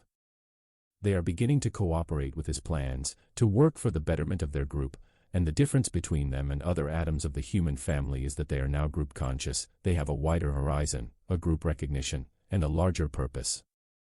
At the same time they do not lose their self-consciousness, nor their own individual identity, and their own spheroidal life remains, but they put the whole force and energy which flows through them not into the working out of their own plans, but into an intelligent cooperation with the greater life of which they are a part.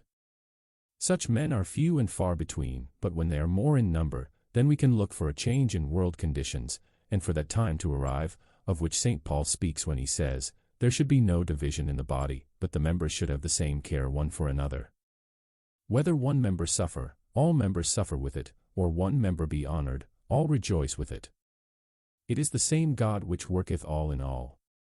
There are diversities of gifts but the same Spirit, there are differences of ministries, or service, but the same Lord." When we are all group conscious, when we are all aware of the purpose which lies back of manifestation upon our planet, when we are consciously active, and throwing all our energy into the working out of group plans, then we shall have what the Christian calls the millennium. Now, if you have in the evolution of the atom of substance, and the human atom, these two stages, if they are the basis of all future development, then within the planetary atom you will have the same two stages, that in which the planetary life is working out his own plans, and a later one in which he falls in with the greater plans of the life which animates the solar system.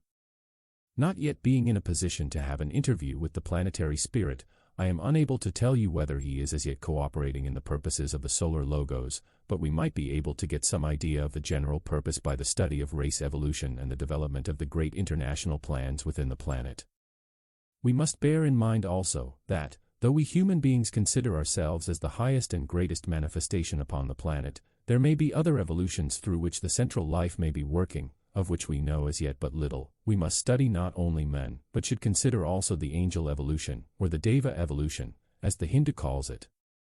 This opens up for us an immense field of study and speculation. Again, within the solar system we shall expect to find analogous stages. We shall find, probably, that the great life animating the entire solar system, the great entity who is using it for the working out of a definite purpose, energizes it by means of these great centers of force which we call planetary atoms, that these centers, in their turn, work by means of lesser centers or groups, passing their energy on down through groups of human atoms to the various kingdoms of nature, and thus to the little atom of substance which, in its turn, reflects the entire solar system. This question of atomic life, if we think it out, is vastly interesting, and leads us into many lines of conjecture. One of the main points of interest which it opens up is the intimate correlation and close interaction of the atoms of every kind, and the all-pervading unity which must ultimately be recognized. If we have found that there comes a stage in the evolution of all atoms of every kind in which they feel and search for their place within the group, and from being positive become negative in regard to a greater life, if it is true in all these manifestations of consciousness there is a self-conscious stage and a group-conscious stage, is it not logical and possible that perhaps, after all, our solar system is but an atom within a greater whole? May there not be for our solar system, and our solar logos, a central larger life towards which the informing spirit within the solar sphere is gradually attracted, and towards whose consciousness our deity aspires? Are there anywhere indications of such an attractive force or goal? Are there greater spheres of solar life outside our system that have a definite effect upon it? This may be but a speculation, but it has its points of interest.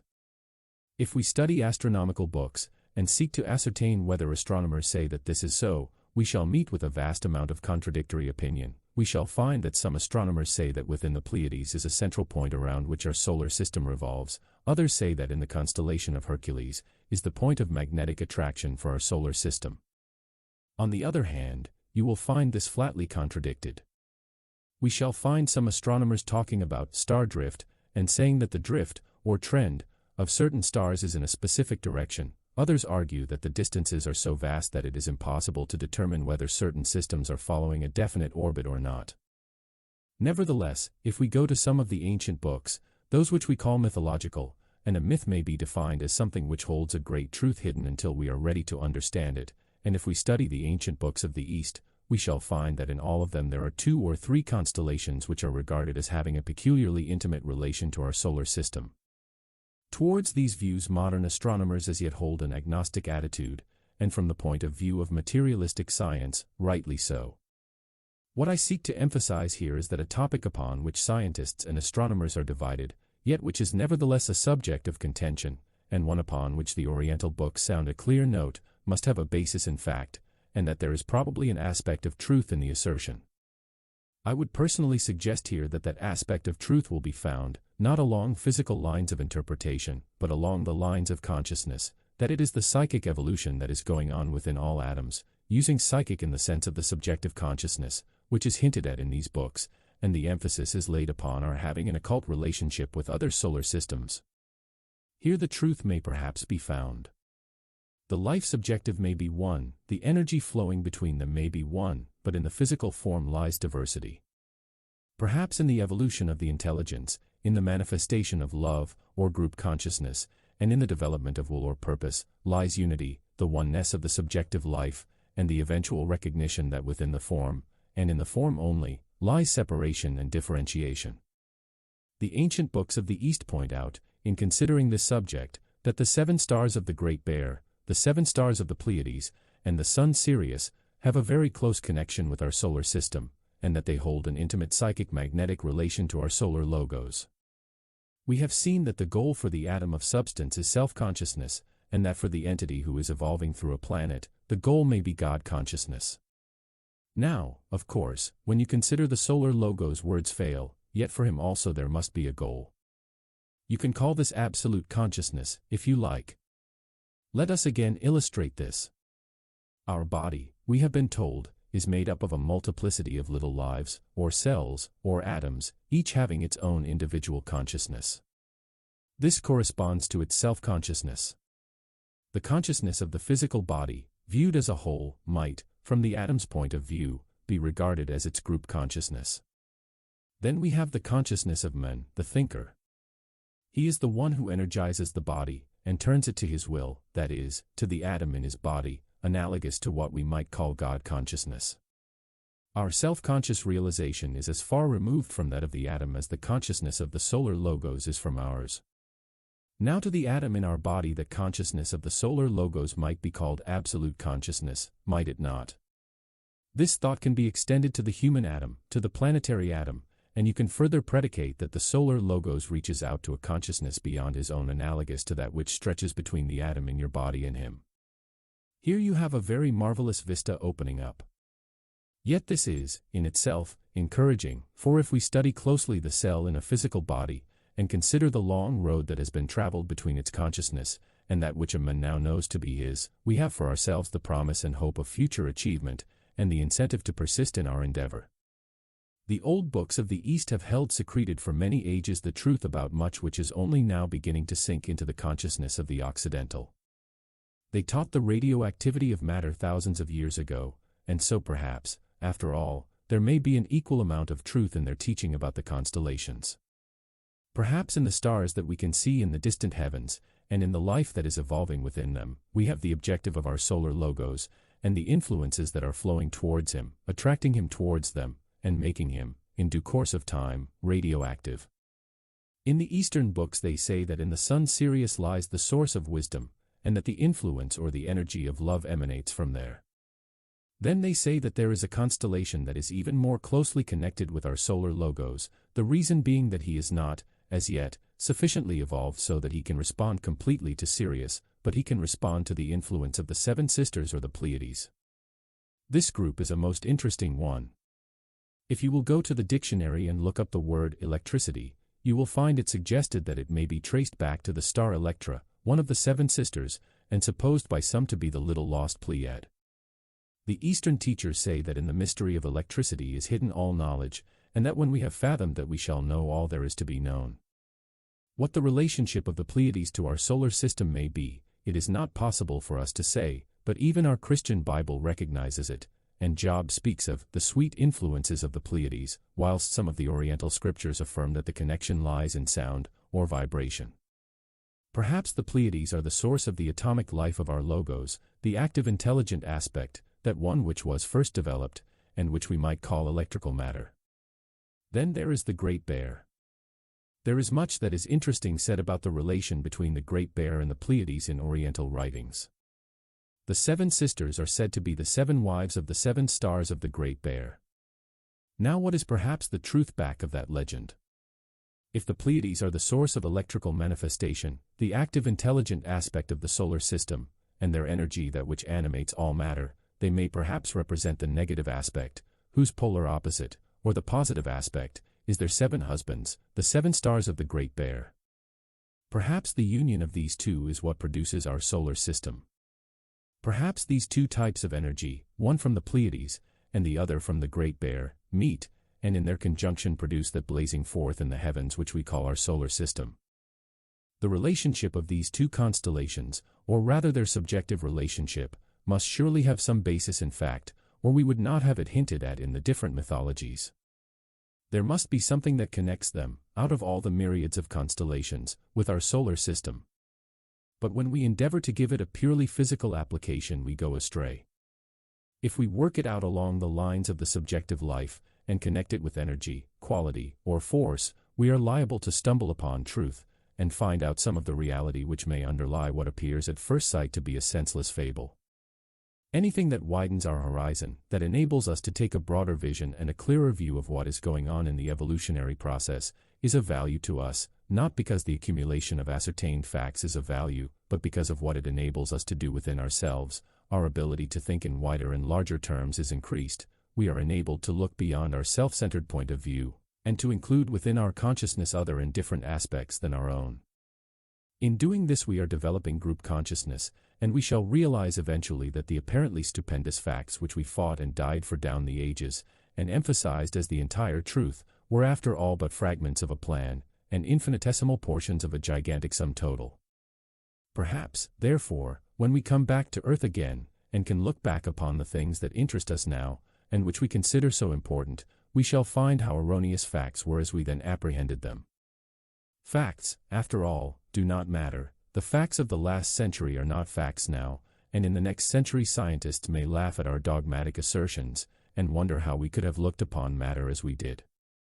It is the development of the life, and the relationship of the life to all that is around, that really matters, and, above all, the effect that we are having upon those with whom we are associated, and the work we do, which affects, for better or for worse, the group in which we find ourselves.